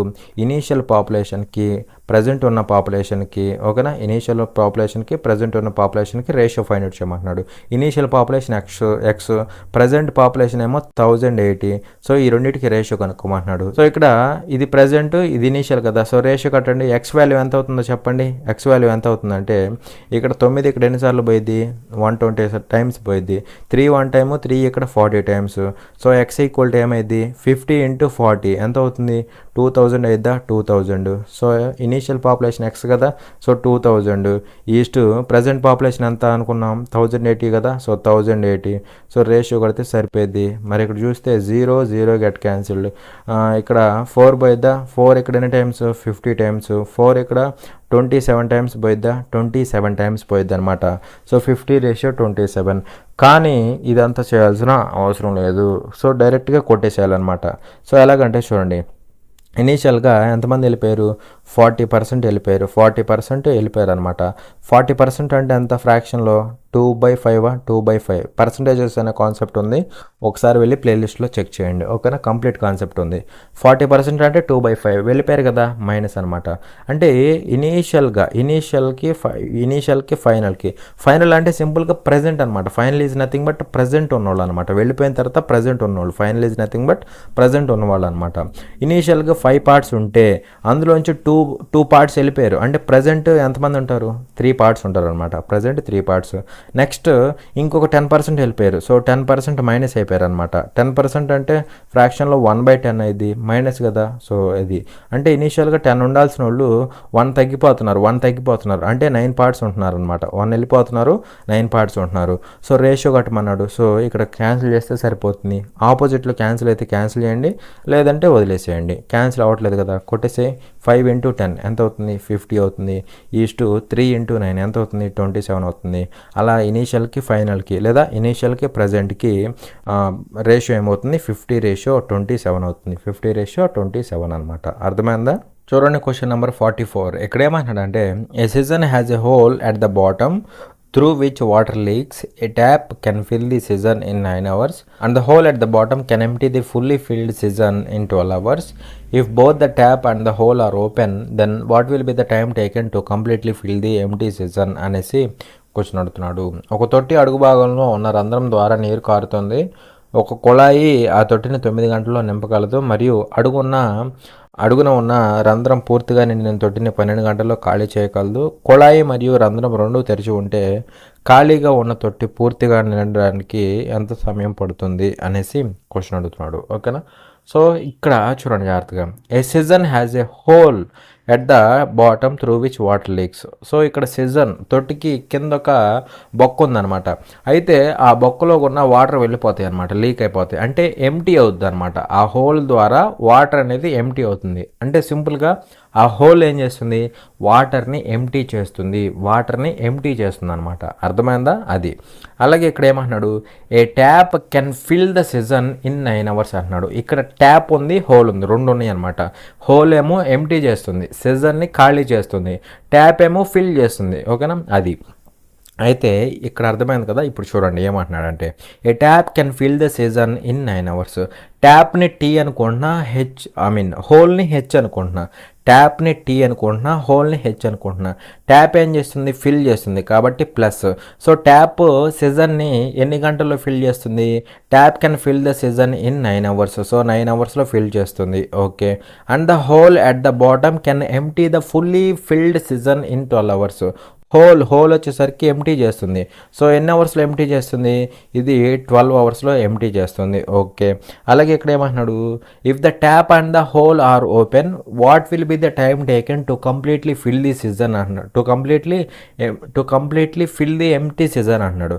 సో ఇక్కడ ట్యాప్ హోల్ రెండు ఓపెన్ చేసి పెడితే, ట్యాప్ అదేవిధంగా హోల్ ఈ రెండింటిని ఓపెన్ చేసి పెడితే ఇక్కడ ఈ రెండు కలిసి ఎంటీగా ఉన్న సీజన్ని ఎన్ని గంటల్లో ఫిల్ చేస్తాయి అనేసి క్వశ్చన్ అడుగుతున్నాడు. ఓకేనా. సో ఇక్కడ total capacity of the season, 30 యొక్క టోటల్ కెపాసిటీ ఏమవుతుంది, ఈ రెండింటి యొక్క ఎల్సిఎం అవుతుంది. 9కి 12కి ఎల్సిఎం ఎంత, 36. అవునా. సో ఎఫిషియన్సీలు ఏమవుతాయి చెప్పండి, ఎఫిషియన్సీలు ఏమవుతాయి, 36/9 4 అవుతుందా, ఇక్కడ 36/12 3 అవుతుందా. సో ఇక్కడ చూడండి జాగ్రత్తగా, అయితే ఇది -3 అనమాట. ఎందుకంటే ఇక్కడ చూడండి ఇది మైనస్ కదా, ఇది ఏం చేస్తుంది, ఎంటీ చేస్తుంది కాబట్టి మైనస్ అనమాట. మరి ఇక్కడ వీళ్ళిద్దరూ కలిసి ఈ ట్యాంక్ని ఎన్ని గంటల్లో ఫిల్ చేస్తారు అనేసి క్వశ్చన్. సో ఏమవుతుందంటే చూడండి, ఇక్కడ దీని యొక్క ఎఫిషియన్సీ ఎంత, టీ ప్లస్ ది ఎఫిషియన్సీ ఏమో 4, హెచ్ మైనస్ ది ఎఫిషియన్సీ ఎంత, -3 అనమాట. ఓకేనా. టోటల్ కాబట్టి 4 - 3 ఎంత అవుతుంది, 1 అవుతుందా, 1 అవుతుంది అనమాట. అవునా. సో అది మరి ఇక్కడ ఎంత టైం పడుతుంది, చేయాల్సిన వర్క్ ఏమో ఈ 36ని ఫిల్ చేయాలి, ఇది టోటల్ వర్క్ కదా. సో టోటల్ కెపాసిటీని ఫిల్ చేయాలి కదా, 36ని ఫిల్ చేయాలి, ఇది చేయాల్సిన వర్క్. బై ఎవరు చేయాలో వాళ్ళ ఎఫిషియన్సీ, వీళ్ళిద్దరు కలిసి చేయాలి. వాళ్ళిద్దరి యొక్క టోటల్ ఎఫిషియన్సీ ఎంత, 1. అది బయలో రాస్తే సరిపోతుంది. ఎంత అవుతుంది, 36 అవర్స్ అయితే పడుతుంది అనమాట. అవునా. సో 36 అవర్స్ అనేది ఆన్సర్ అవుతుంది. చూడండి క్వశ్చన్ నెంబర్ 45. ఎక్కడేమంటున్నాడు అంటే find a single discount approximately equal to 3 consecutive discounts of 22%, 8% and 17% అనేసి క్వశ్చన్ అడుగుతున్నాడు. ఓకేనా. సో వరుసగా 22%, 8% మరియు 17% రాయితీలను సమానమైన ఒకే రాయితీని సుమారుగా కనుగొనండి అనేసి క్వశ్చన్ అడుగుతున్నాడు. సో ఇక్కడ మనకి 3 సక్సెసివ్ డిస్కౌంట్స్ ఇచ్చాడు, వాటికి సంబంధించిన సింగిల్ డిస్కౌంట్ని కనుక్కోమన్నాడు అనమాట. సింగిల్ డిస్కౌంట్ పర్సంటేజ్ని కనుక్కోమన్నాడు. ఓకేనా. సో సింపుల్ క్వశ్చన్, జాగ్రత్తగా అబ్జర్వ్ చేయండి. ఇక్కడ ఈ 3 డిస్కౌంట్లు కదా, 22% ఒకటి, అదేవిధంగా 8% ఒకటి, అదేవిధంగా 17% ఒకటి. ఈ 3 డిస్కౌంట్ పర్సంటేజ్లు కదా, డిస్కౌంట్లు కాబట్టి మైనస్లు తీసుకోండి. 3 వాల్యూస్ ఏబిసి కదా, సో ఏబిసి. సో ఇలా 3 డిస్కౌంట్ పర్సంటేజ్లు ఉన్నప్పుడు సింగిల్ డిస్కౌంట్లో కన్వర్ట్ చేయాలంటే ఎఫెక్టివ్ పర్సంటేజ్ కనుక్కుంటే సరిపోతుంది. మరి 3 వాల్యూస్ ఉన్నప్పుడు ఎఫెక్టివ్ పర్సంటేజ్ అంటే ఏమవుతుందో చెప్పండి. ఎఫెక్టివ్ పర్సంటేజ్ అంటే A + B + C, A + B + C plus AB + BC, AB + BC + AC by 100 plus ABC/10,000, ABC/10,000 అనమాట. అవునా. సో ఇది 3 వాల్యూస్ ఉన్నప్పుడు ఫార్ములా అనమాట. అయితే ఇక్కడ వాల్యూస్ ఎలా తీసుకోవాలంటే డిస్కౌంట్లు కాబట్టి మైనస్లు తీసుకోవాలి. So A value -22, B value -8, C value -17 తీసుకొచ్చి సబ్స్టిట్యూట్ చేస్తే ఫైనల్ డిస్కౌంట్ పర్సంటేజ్ వచ్చేస్తుంది అనమాట. సో A + B + C చెప్పండి, -22 -8 -30 -17 -47 అవుతుంది, -47 అవుతుంది. అలాగే AB + BC + AC, AB అంటే -22 × -8 ఎంత అవుతుంది, 8 22 ఎంత, 8 20 160 ప్లస్ 8 2 16 176 అవుతుందా, 176. అలాగే BC 8 × 17 మైనస్ మల్టిప్లై అయితే ప్లస్ అయిపోతుంది కదా, 80 + 56 ఎంత అవుతుంది, 136. అలాగే నెక్స్ట్ AC 22 × 17 ఎంత ఇది, 22 × 17 అంటే 22 × 17 చేయండి, 2 17s అంతా 34, మళ్ళీ 2 17s 34. సో 374 అయిద్దా, 374 అయింది.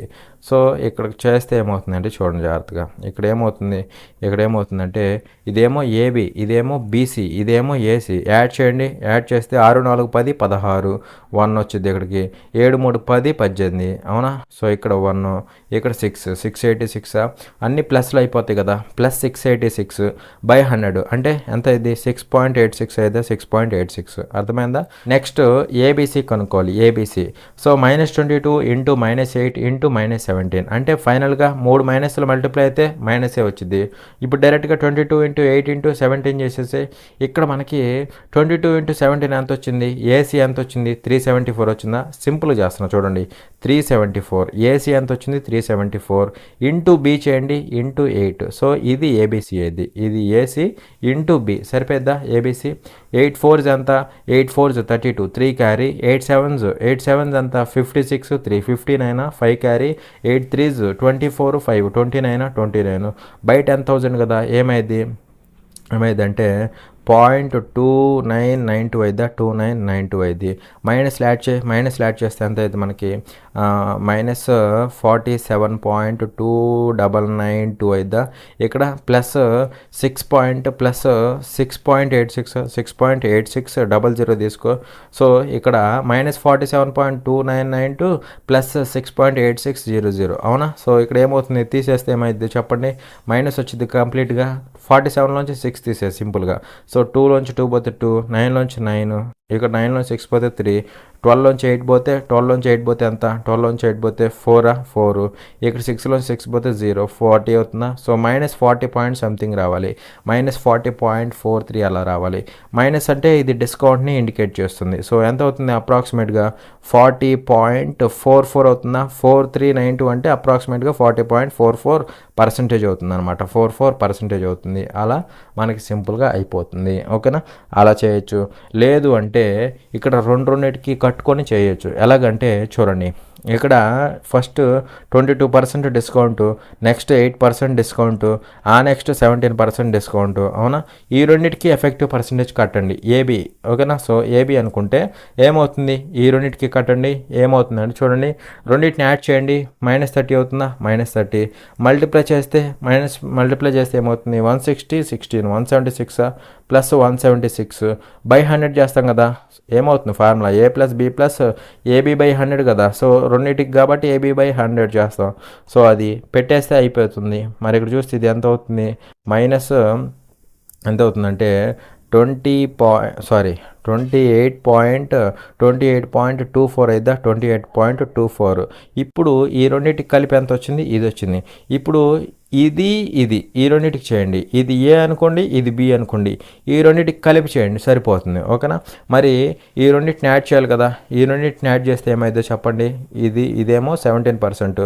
ఇప్పుడు ఈ రెండింటికి కట్టండి. ఓకేనా? ఈ రెండింటికి కడితే యాడ్ చేయండి, యాడ్ చేస్తే ఎంత అయితే మనకి, యాడ్ చేస్తే 45 అయిద్దా, -45.24 అయిద్దా, 45.24 మల్టిప్లై చేయండి, మల్టిప్లై చేస్తే ప్లస్ వచ్చిద్దా, ప్లస్.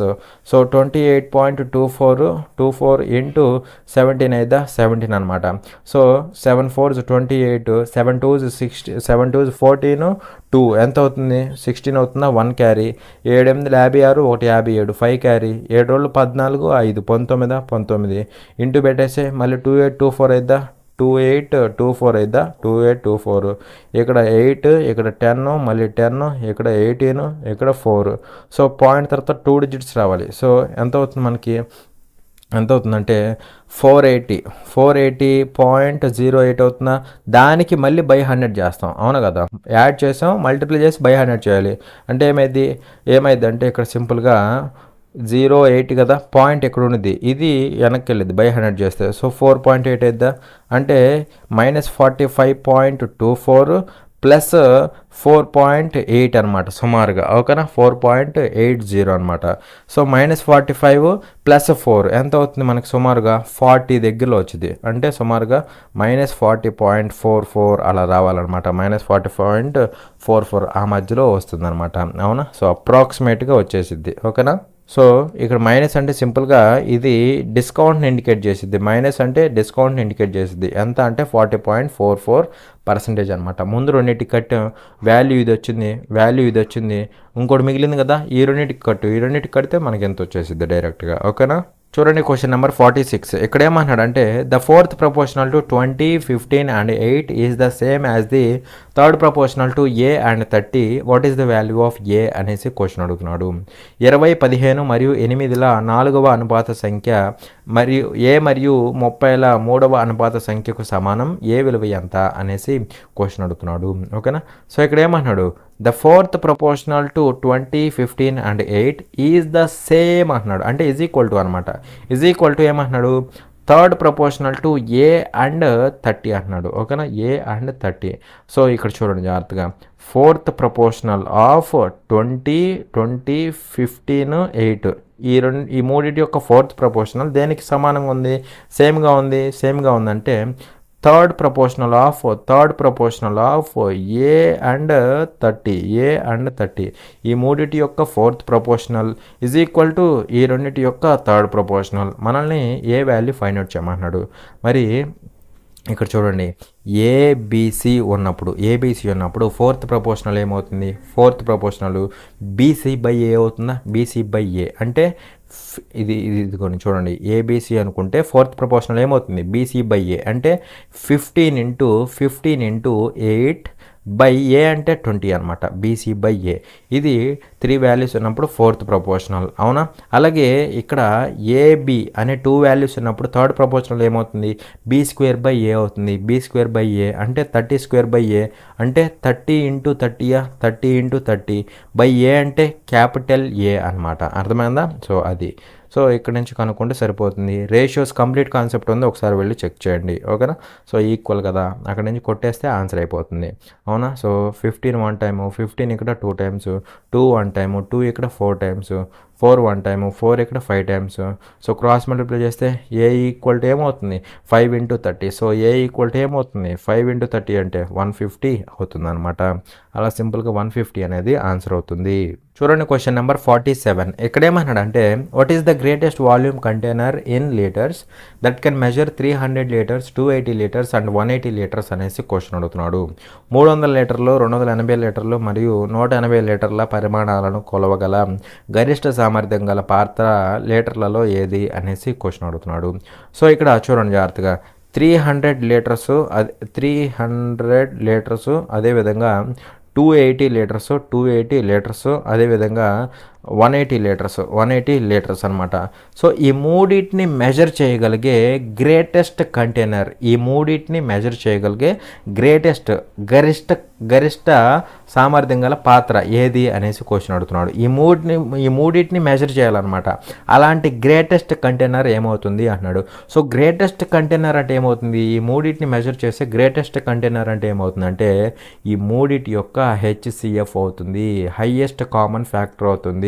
హెచ్సిఎఫ్ అవుతుందన్నమాట. అర్థమైందా? అలా సింపుల్గా గ్రేటెస్ట్ వాల్యూమ్ కంటైనర్ ఏమవుతుందంటే ఈ మూడింటిని మెజర్ చేసేది వాటి యొక్క హెచ్సిఎఫ్ అవుతుంది. ఓకేనా.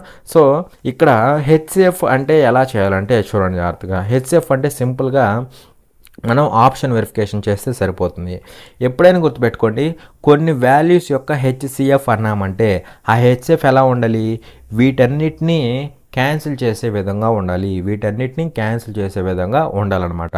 సో ఆప్షన్ వెరిఫై చేస్తే సరిపోతుంది. సపోజ్ వీటి యొక్క హెచ్సిఎఫ్ 20 అనుకుందాం. కాసేపు 20 అనుకుందాం. ఓకేనా. సో 20 అనుకుందాం. 20 ఇక్కడున్న ప్రతిదాన్ని డివైడ్ చేయాలి.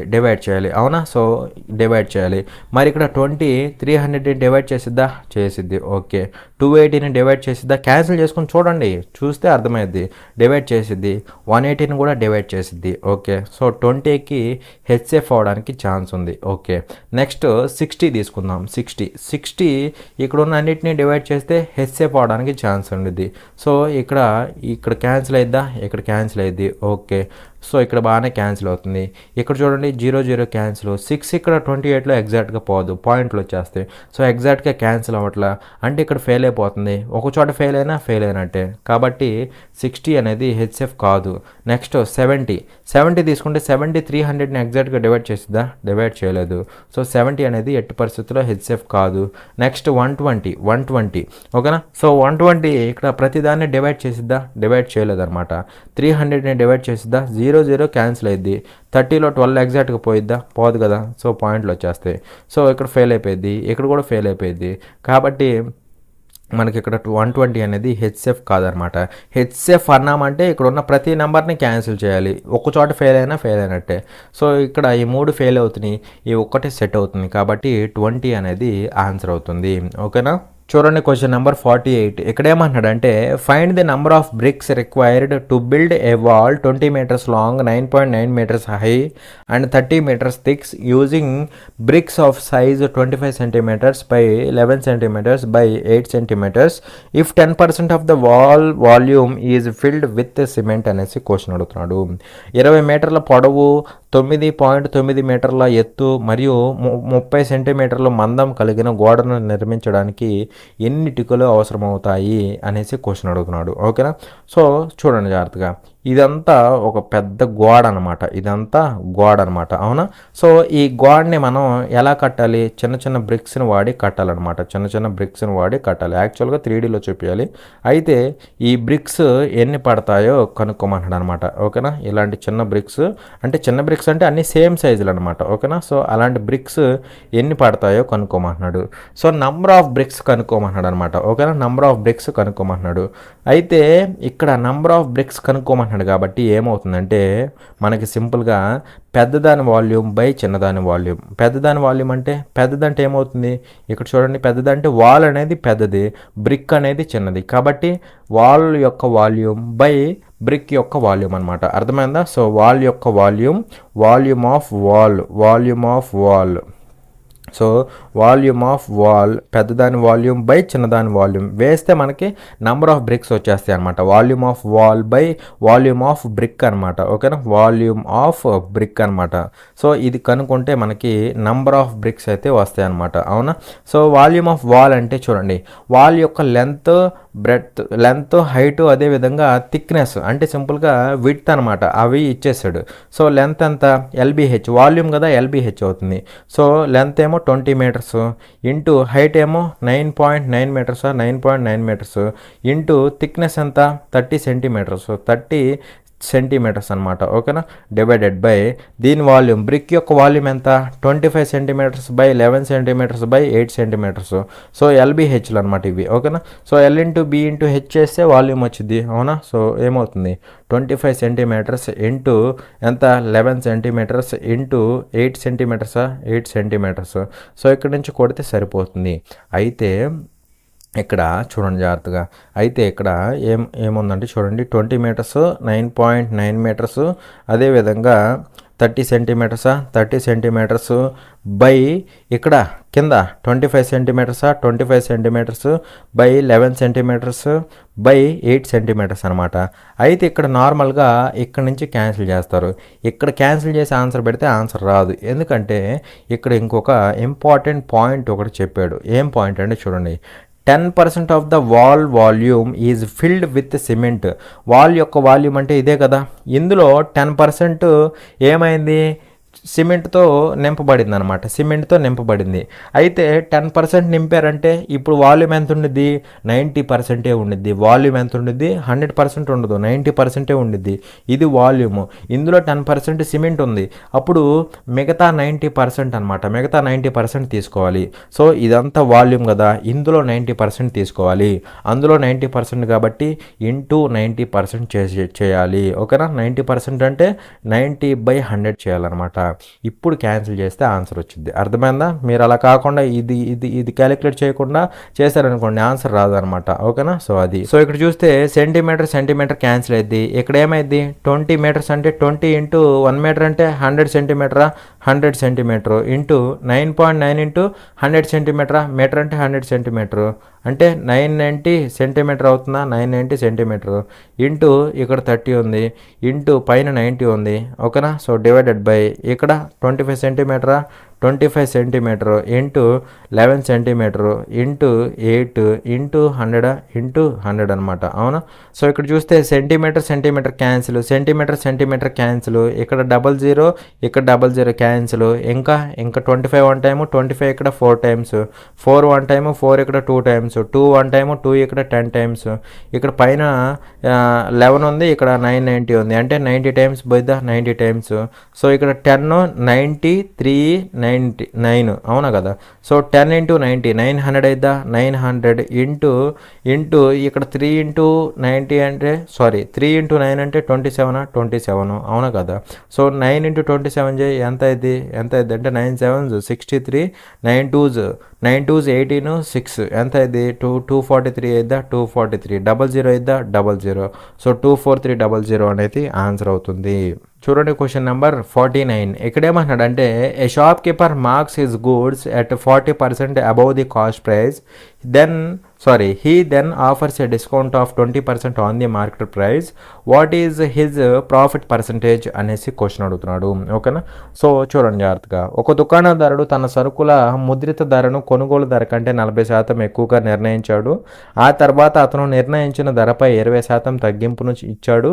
అతని లాభ శాతం ఎంత అనేసి క్వశ్చన్ అడుగుతున్నాడు. డైరెక్ట్ క్వశ్చన్ అనమాట. చూడండి ఇక్కడ ఏమంటున్నాడు, shop keeper marks his goods at 40% above the cost price అంటున్నాడు. సో కాస్ట్ ప్రైస్ ఇచ్చాడు, marks his goods 40% above the cost price అంటున్నాడు కదా. మార్క్స్ అంటే ఏంటి, ఇక్కడ వచ్చేది మార్కెట్ ప్రైస్ అవుతుంది. అర్థమైందా. కాస్ట్ ప్రైస్ ఉండిద్ది, మార్కెట్ ప్రైస్ ఉండిద్ది. ఓకే. అలాగే offers discount of 20%. So discount percentage కూడా ఉంది, డిస్కౌంట్ పర్సంటేజ్ ఉంది. మనల్ని ఏం కనుక్కోమంటున్నాడు, ఫైండ్ హిజ్ ప్రాఫిట్ పర్సంటేజ్ని కనుక్కోమంటున్నాడు అనమాట. అవునా. సో మరి కాస్ట్ ప్రైజు అలాగే market price discount percentage profit percentage relation ఏంటంటే cost price by market price is equal to 100 minus discount percentage by 100 plus profit percentage. So ఇక్కడ మనకి డైరెక్ట్గా కాస్ట్ ప్రైజు మార్కెట్ ప్రైస్ ఇవ్వాల. వీడేమంటున్నాడు అంటే చూడండి, marks his goods 40% above it's cost price అంటున్నాడు. Marking price ఎలా ఉంది, కాస్ట్ ప్రైస్ కంటే మార్కెట్ ప్రైస్ ఎలా ఉంది, కాస్ట్ ప్రైస్ కంటే 40% ఎక్కువ ఉంది. అవునా. సపోజ్ ఇక్కడ కాస్ట్ ప్రైస్ అనేది కంప్లీట్గా 100 అనుకుంటున్నా, అప్పుడు మార్కెట్ ప్రైస్ ఎలా ఉంటుంది, దీనికంటే 40% ఎక్కువ ఉంటుంది, 40% ఎక్కువ, కాస్ట్ ప్రైస్ కంటే 40% ఎక్కువ. అంటే సింపుల్గా 40 పార్ట్స్ ఎక్కువ, ఎందుకంటే ఇది కంప్లీట్గా 100 పార్ట్స్ కదా. మరి దానికంటే 40% ఎక్కువ అంటే 40 పార్ట్స్ ఎక్కువ అంటే మార్కెట్ ప్రైస్ ఎంత ఉన్నది, 140 పార్ట్స్ ఉన్నది. అర్థమైందా. ఈజ్ ఈక్వల్ టు డైరెక్ట్గా ఇక్కడ ఓకేనా. డిస్కౌంట్ పర్సంటేజ్ ఎంత 20%. సో 100 మైనస్ 20 80 అవుతుందా, 80. ఇక్కడ 100 ప్లస్ ప్రాఫిట్ పర్సంటేజ్ అది కనుక్కుంటే ఆన్సర్ అయిపోతుంది. మరి ఇక్కడ చూస్తే 0 క్యాన్సిల్, ఇక్కడ 0 క్యాన్సిల్, క్రాస్ మల్టిప్లై చేస్తే 100 plus profit percentage is equal to ఏమవుతుంది 8 ఇంటూ 14, 80 ప్లస్ 32 ఎంత అవుతుంది, 80 ప్లస్ 32 అంటే 112 అవుతుందా, 112. అలా ప్రాఫిట్ పర్సంటేజ్ ఏమవుతుంది 112 మైనస్ 100 అంటే ఎంత అవుతుంది 12% అవుతుంది. ఎంత అవుతుంది 12% అవుతుంది అనమాట. అలా మనకి ఆప్షన్ డి అనేది ఆన్సర్ అవుతుంది. అర్థమైందా.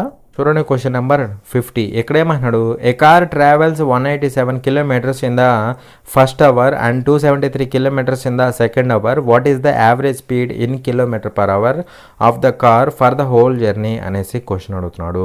ఒక కారు మొదటి గంటలో 187 కిలోమీటర్లు మరియు రెండవ గంటలో 273 కిలోమీటర్లు ప్రయాణించింది. మొత్తం ప్రయాణంలో ఆ కారు సగటు వేగం ఎంత అనేసి కనుక్కోమంటున్నాడు. ఓకేనా. సో మనల్ని ఏమడుతున్నాడు ఫైనల్గా, యావరేజ్ స్పీడ్ ఫైండ్ అవుట్ చేయమంటున్నాడు. అవునా కదా. సో యావరేజ్ స్పీడ్ అంటే మనకేం తెలుసు, total distance by total time taken, total distance covered by total time taken. అవునా కదా. టోటల్ టైం టేకెన్ ఇది మనకు తెలిసిన యావరేజ్ స్పీడ్ అనమాట. అవునా. సో టోటల్ డిస్టెన్స్ అంటే ఏమవుతుందో చూడండి, ఇనీషియల్గా ఇక్కడ ఎంత 187 కిలోమీటర్స్, తర్వాత సెకండ్ కేసులో 273 కిలోమీటర్స్.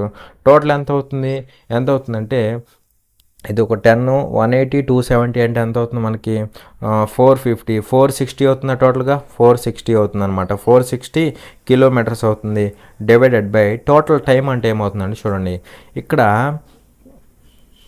ఏమవుతుందంటే ఇక్కడ ఒక 1 అవరు, ఇక్కడ ఒక 1 అవర్, టోటల్ 2 అవర్స్ అనమాట. సో ఫైనల్గా ఎంత అవుతుంది మనకి, ఎంత అవుతుందంటే 2 అవర్స్ కదా, 2 అవర్స్. సో 460/2 అంటే ఎంత అవుతుంది 230 km/h అవుతుంది, km/h అనమాట. అలా సింపుల్గా 230 km/h అనేది మనకి ఆన్సర్ అవుతుంది. అర్థమైందా. సో ఇంతవరకు కాన్సెప్ట్ అనేది క్లియర్ అనుకుంటున్నాను.